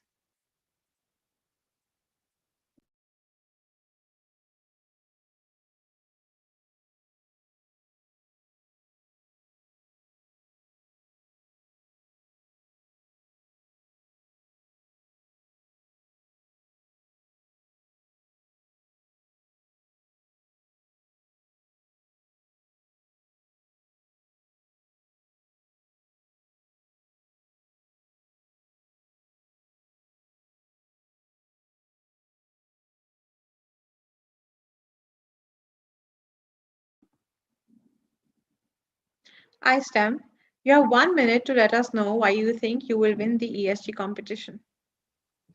Thank you, Shaurya. So every 1 in 5 person in the world is a person with a disability. Yet, when you think about where the innovation is in terms of people with disabilities and where the investment lies, that you will realize very soon that is actually paltry. And we still talk about screen readers that came about at the turn of the century. We still talk about innovation that have been around for quite some time.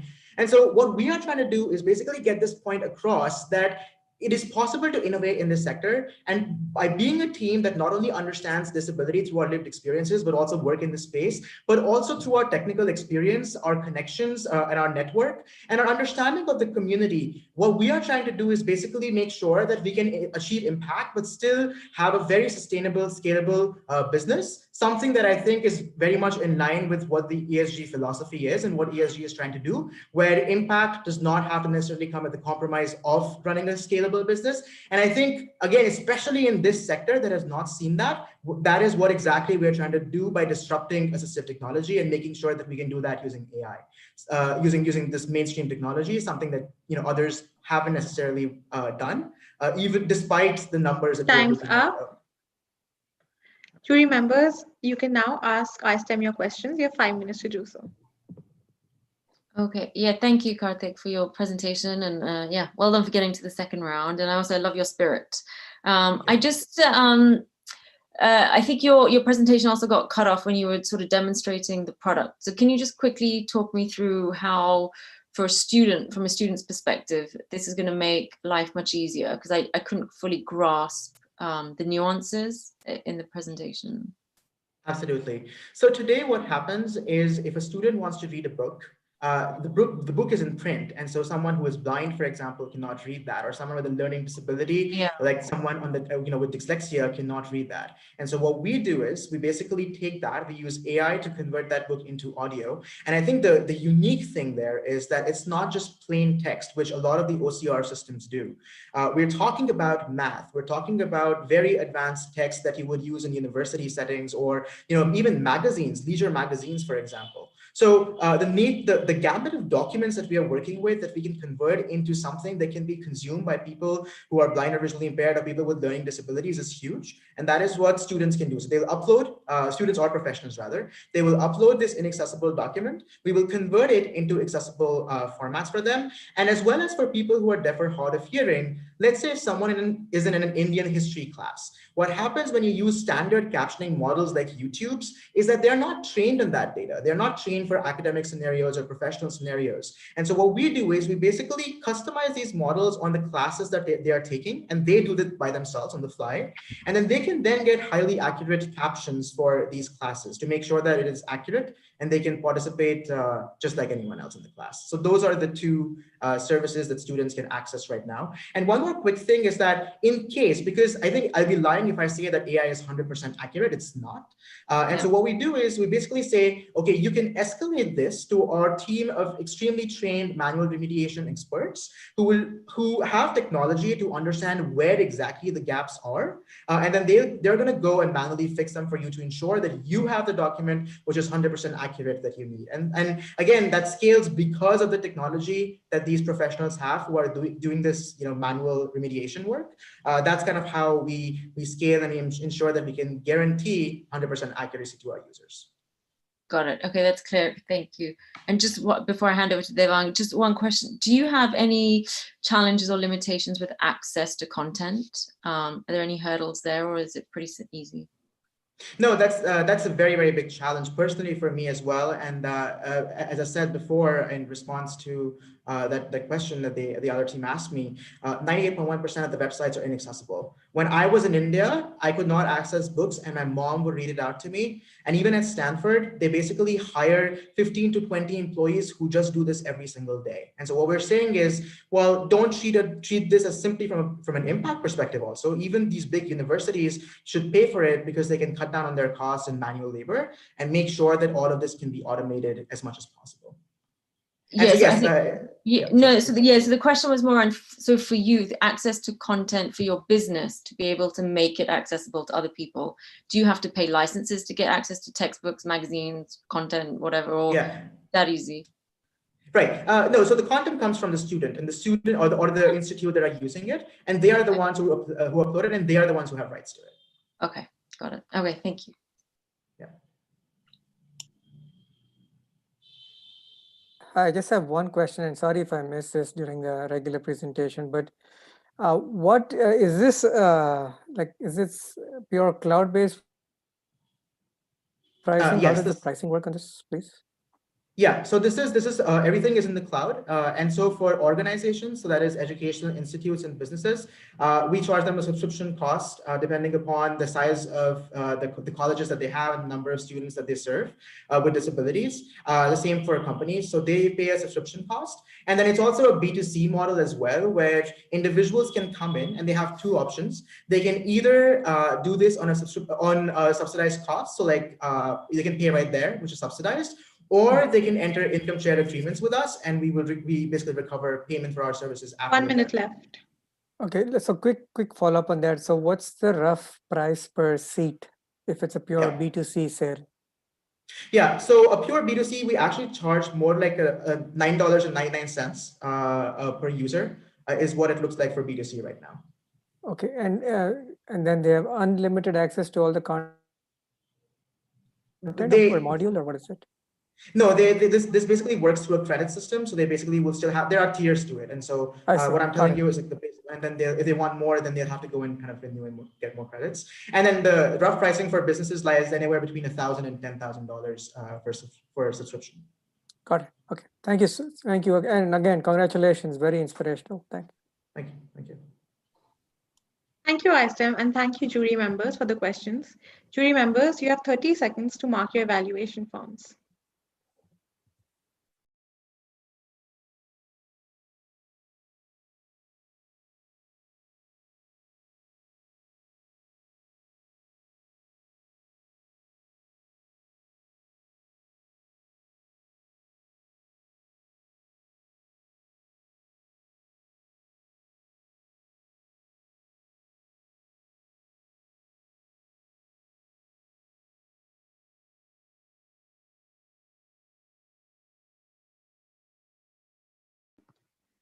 Trashcon, you have 1 minute to let us know why you think you will win the ESG competition.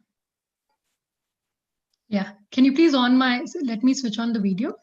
I'm not able to switch on the video. Yeah, I think now it should work.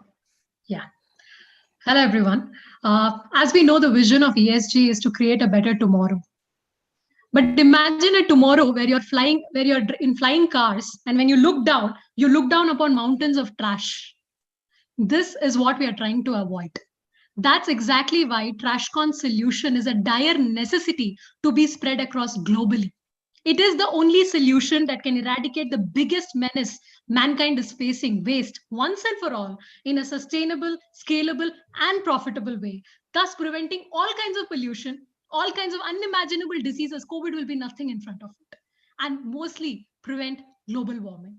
It is also the only solution that can create new and dignified employment to hundreds of millions of people across the world and create micro entrepreneurs in every village, city, and town. And most importantly, leave a better tomorrow for our future generation.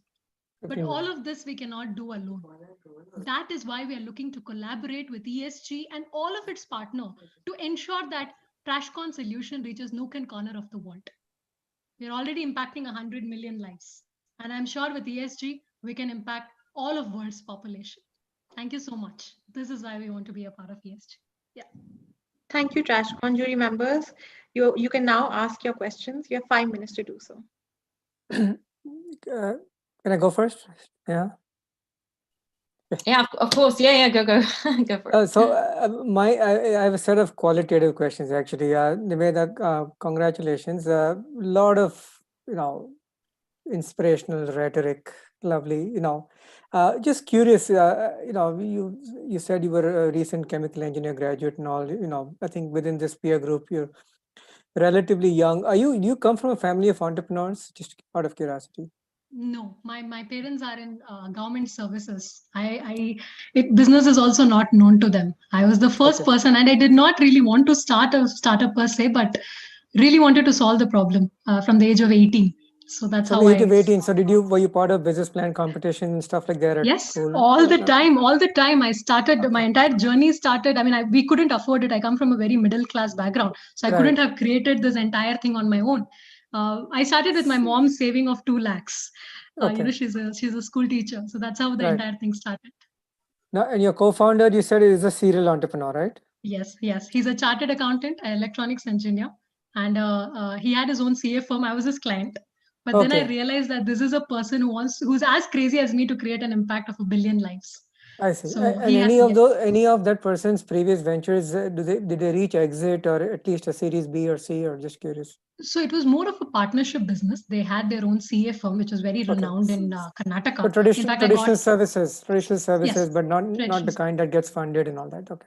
Yes, not yeah. So when you're trying to do a lot of impact, you're going to change a lot of habits. You're going to introduce tech in a pretty boring, to say to the least, domain.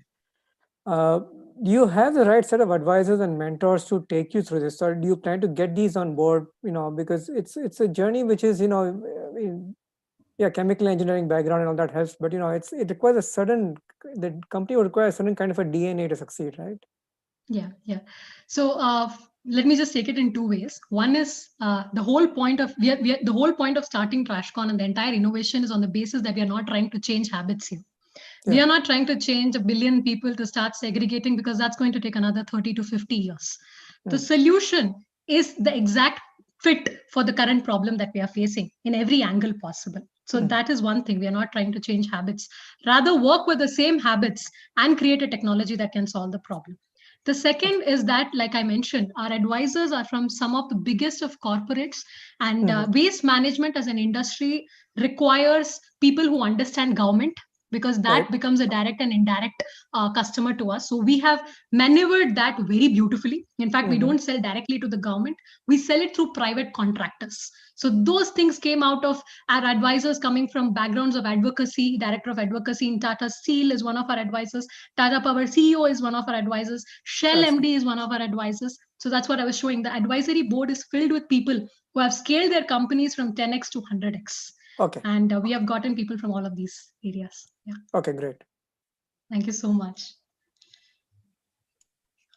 I mean, I have to echo your spirit is incredible, and keep it up. My question really is, the picture you showed of the hardware that you've created.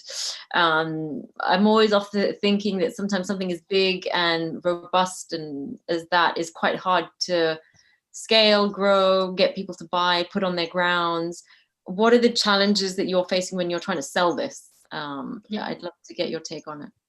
Great. So Neha, that is one of the major problems why waste management as an industry has not really seen equipments that scale, because they are either big, they are very clumsy to move around, and they take acres and acres of land.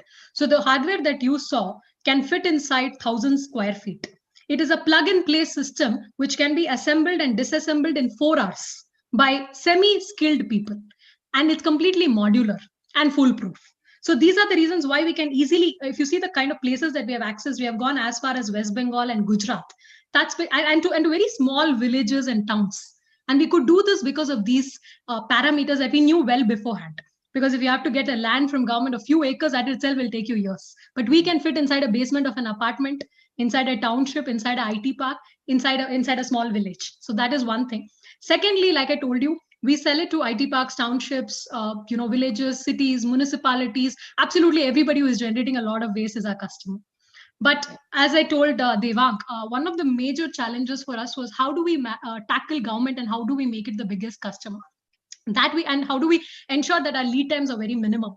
And to tackle that, we actually got a very good strategy, because government in most places do not do waste management on its own.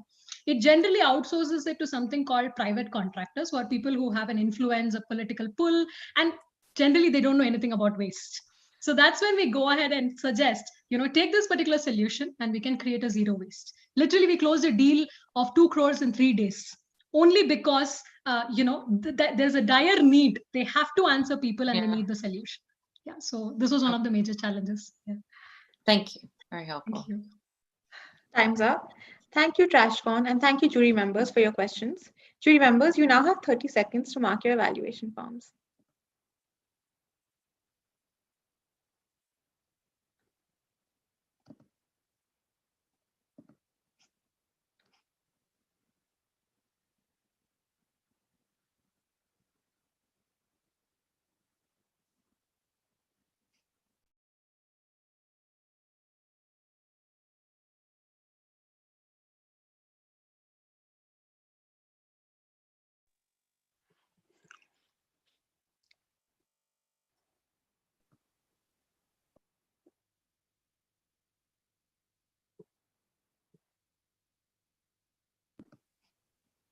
Bina AI, you have 1 minute to let us know why you will...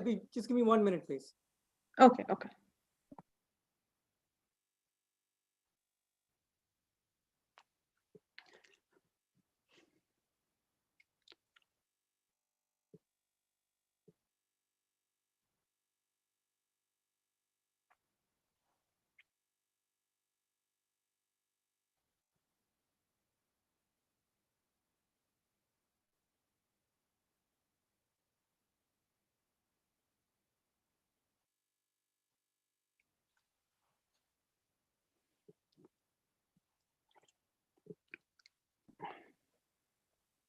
Mr. Devang, are you ready?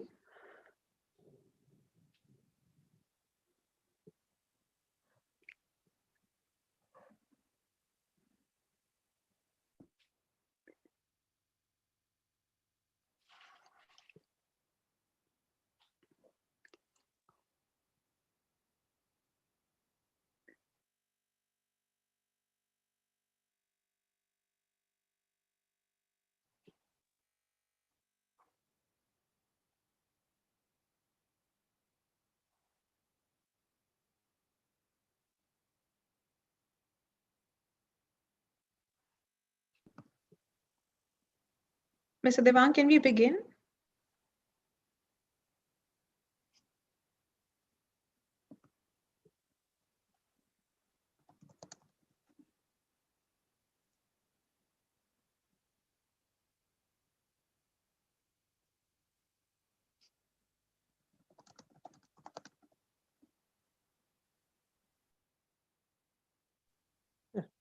Yeah, hi. Hey. Bina AI, you have 1 minute to let us know why you will win the ESG competition.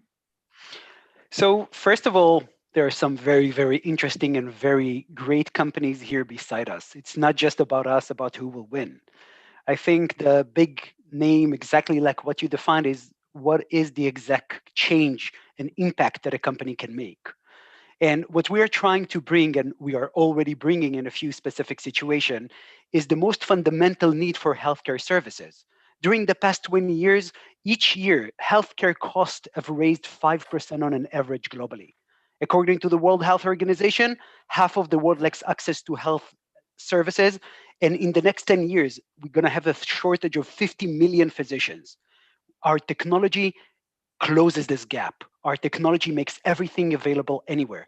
Now we have 6 vital signs. In a year, we'll have 12 vital signs. So basically, there are countries without a sewer system that everyone, just by using a smartphone, will have healthcare services almost anywhere. 1 minute. Time's up. Jury members, you may ask your questions to Bina AI now. Yes, please. Devang, do you want to go first, or you go ahead? You go ahead. Okay. Yeah, cool. Look, thank you for your presentation earlier and all the information. I really wanted to ask about the validation that you've had to go through to get it to this stage. Sure. And especially compared to standard of care products, right? How have you managed to jump through regulatory hoops to actually get it into mainstream healthcare? So it was 4 years of work, as you can imagine. We've conducted 4 clinical trials, all of them in gold standard facilities. Clinimark in the US, part of Colorado University, Indira Hospitals in India, part of Narita Hospital in Japan, and now we're going process through a few others. Also in Australia, we went through a process. The only way to prove that a new technology can actually break the barrier of thinking something is impossible, because we have to understand that each and every smartphone builds differently. A different camera, a different processor, a different speed, a different performance. And it took us a long time to support. Today, we support over 400 different devices. And we needed eventually to get each and every device to be compared to a gold standard, but not the one that we use at home. For example, SpO2 is not about an oximeter. In order to make SpO2 work, you have to compare it to an invasive in-artery gas measurement. So those kind of trials cost a lot of money. We spent over $1.5 million just on clinical trials so far. And it took us a long time. And about a year ago, we started passing all the accuracy validation, the reliability validation, and also the signal quality that we are conducting as part of the process. Because the solution works basically on the light reflection intensity. And if the light is not good enough, for example, you're in bed in the middle of the night, our guaranteeing signal quality have to stop the scan and tell you, please move to a different location. So we had to work very, very hard on identifying all the different scenarios that could create the wrong results. And only once we've been able to achieve that, we're on a crazy path in order to make it work. We're now starting another trial in France, another trial in Sweden. By the end of 2021, the solution will be a medical device class 2 worldwide. And this then will start to get and replace actually hospital to a contactless solutions. Okay. And your users are clinicians, healthcare providers, or? So the first stage we went with, because when we started sales at the beginning of the year, we went to less sensitive to regulation, including wellness platform, insurance company. Now we're moving hardcore into telemedicine provider, healthcare provider, remote patient monitoring system, and so on. Okay. We currently have over 11.5 million users that use our technology worldwide. In the US, about 30%, Japan, about 20%, and the rest is divided all around the world. Thank you. Thank you. My pleasure. David, what's the revenue model on this? Is it subscription? Sure. So we are charging according to the number that uses the device.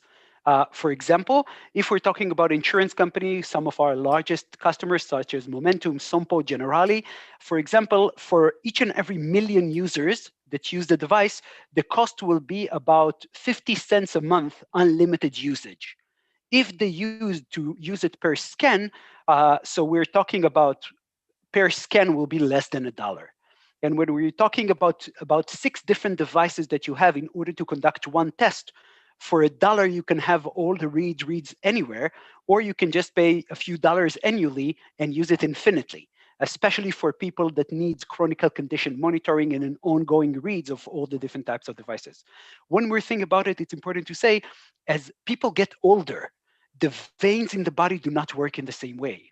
So people above the age of 80 cannot use oximeters the right way. Blood pressure doesn't work in a right way, but from the face, because we extract everything from the face, it's always accurate because the blood flow have to work in your face. And the data from a patient, I suppose, would have to be stored in the same country, right? Due to yes, laws. Of course. Definitely. We as Bina are never exposed to the customer's data. When we provide the SDK, the piece of software that companies integrate in their solution, they are the only owners of the data. No, I know, agreed. But then even from a tech standpoint, the cloud and all that, like if there's an India customer data, the data would have to be within Indian. Of course. Definitely. Now, for example, we are finishing with the second biggest insurance company in India project. And in this case, everything have to run locally inside of India, stored in India. That's out of the box for us. Okay, and then how does it get complicated if there's an Indian user who's traveling overseas needs to retrieve data or do a scan or something? How do you get around all that? In this case, by default, the data and the entire processing is running on the device itself. I see. It never leaves the device unless you approve it manually. So it's a native app? Yes, sir. Completely native SDK. I see. And what's the footprint? Just curious on an average. So on an average smartphone, we need less than 300 megabytes of RAM, and we need 2 cores of CPU. Basically, any device that was manufactured the past 5 to 6 years runs it without any issue. Okay. We support Android devices that cost $85 and iPhone from iPhone 6 and above. Mm-hmm. Time's up. Thank you, Bina Thank you very AI. much, guys. Thank you. Thank you, jury members, for your questions. Jury members, you have 30 seconds to mark your evaluation forms. I'm good to go. Okay, Sticks Fresh, you have 1 minute to let us know why you think you will win the ESG competition. Should I start? Yeah. Sure, please start. Hi, all right. We believe we deserve the shot of the grand final because we offer to the world a natural, scientifically proven solution to the world which improve profitability and operational excellence to the farmers, to distributors, or even to the entrepreneurs, and elevate health of human being and keeps the planet safe and intact. You know, it seems our solutions that the world really needs at this point of time. Yeah, thank you. Thank you, Sticks Fresh. Jury members, you may ask your questions. You have 5 minutes to do so. I have a basic question, and maybe I missed this during the 1 minute demo, but you said you put a sticker on any fruit and there's a scientific effect that prevents degradation, or what? How does that work? Okay, basically, okay, let me tell you for the first part, it's actually plant produce a compound to protect themselves from any harmful environmental condition. So we created a formulation from this natural substance, stabilize it and produce it in the form of stickers. So when you stick to these stickers to the fruits, it will mimic the protection beforehand. Okay. Yeah. How will you prevent? I mean,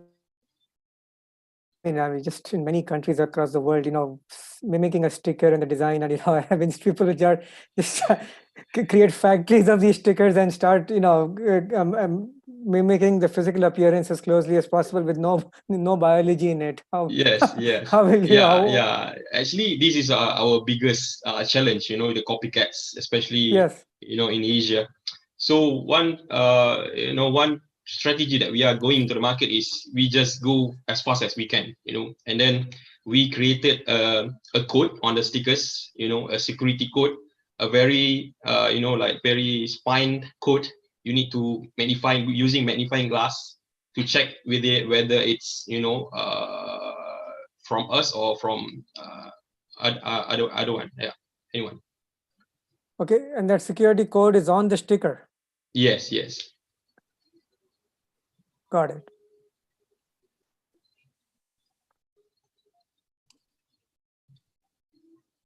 Yeah. So my question is around really selling, right? How are you planning on? What are the conversations that you have with your buyers, and what are the challenges that they have pushed back to you for either buying or not buying? Okay, basically, we are targeting the packers, the packing house. When we start talking is, basically packing house, they are using stickers for their brand, right? So, we revolutionize the concept, which is before this, the brand, it's focused into the brands. With us, it's combining brand and science. Yep, they're using brand, and then the fruits will last longer. So one of the biggest challenge is actually the pricing. If we compare apple to apple, right. One tiny stickers is cost you less than 1 cent US. So to fight or to challenge this, we need a volume, to go to the markets, to fight this price. Yeah, this is normal conversation with the buyers. Okay. And what's the normal life extension of a fruit with your sticker? Is it an extra? Basically, in tropical fruits such as mango in Malaysia, we call it. We could say like it will last up to 2 to 3 times longer. Which is, for example, when you stick fresh stickers at retail level at supermarket, it will last up to 14 days more, 14 to 15 days more. Yes. Okay. Thank you. Thanks. Do the jury members have any other questions? No, not from me. No, that's good. Thank you. All Okay. right. Thank you so much. Thank you so much, Six Fresh. Thank you so much, Six Fresh. It is now time for a stopover for jury deliberation. So please stay tuned. We'll come back and announce the winners of the Asia Confederation finals.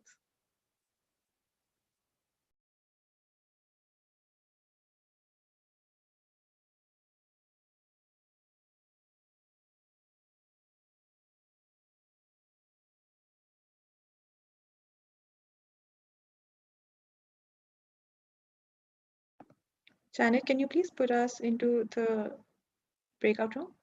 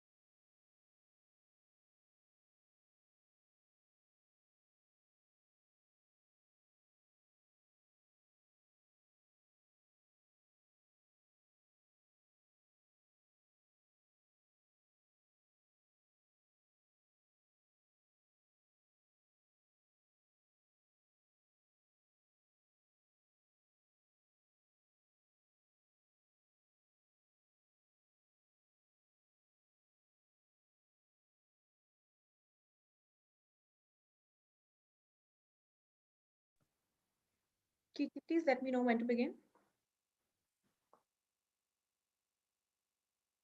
You can go now, if everybody's here. Yeah, everybody's here.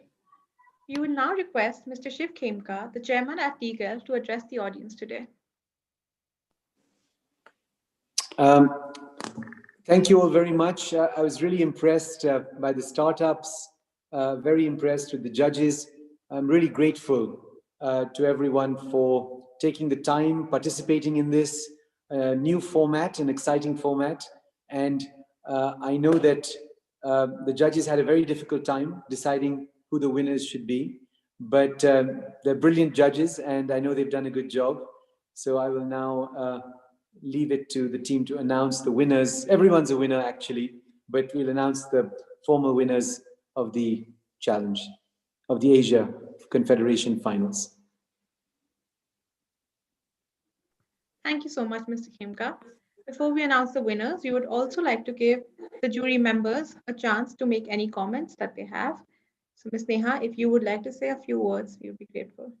Yeah, no, thank you. I just want to echo what Mr. Khemka said. You know, everyone has worked super hard. It was tough. It was very tough. And I just want to give credit to all the founders. You're all trying to solve very, very difficult problems. So no path is easy, but just keep going on that path. And there are no losers in this, right? I think everybody's a winner. And this is just testament to an incredible initiative by this organization to bring entrepreneurship to the forefront. So yeah, well done to everyone, the team, the founders, and it was an honor to be here. So thank you. Thank you so much, Neha. So I would like to say that the two winners from the Asia Confederation final will go straight into the global final pool. If you do not win, please do not lose heart. All other participants from round 2 will have the opportunity to gain a wildcard entry into the global final pool. We will intimate you about your selection as a wildcard entry before the 29th of November. We would also like to thank our jury members today. We really, really appreciate the time that you've taken to join us. Now, without further ado, the time has come. It is the time to announce the winner of the Entrepreneurship Sports Generation 2020 Asia Confederation Finals. And the winners are iSTEM and Bina AI. Congratulations. We look forward to seeing you in the global finals. It is also our pleasure to engage with such a diverse group of startups and gain exposure to such fascinating stories and solutions. At ESG, we would like to acknowledge the effort and time each entrepreneur has dedicated to be here with us. We would like to heartily thank the judges, participants, organizers, and partners for joining us and supporting ESG as a groundbreaking movement. We are immensely excited and hope you join us for the global finals on December 5. Thank you so much. Thank you very much, everyone. Have a wonderful day and please keep safe. Thank you. Thank you. Thank you all. Thank you all for joining us.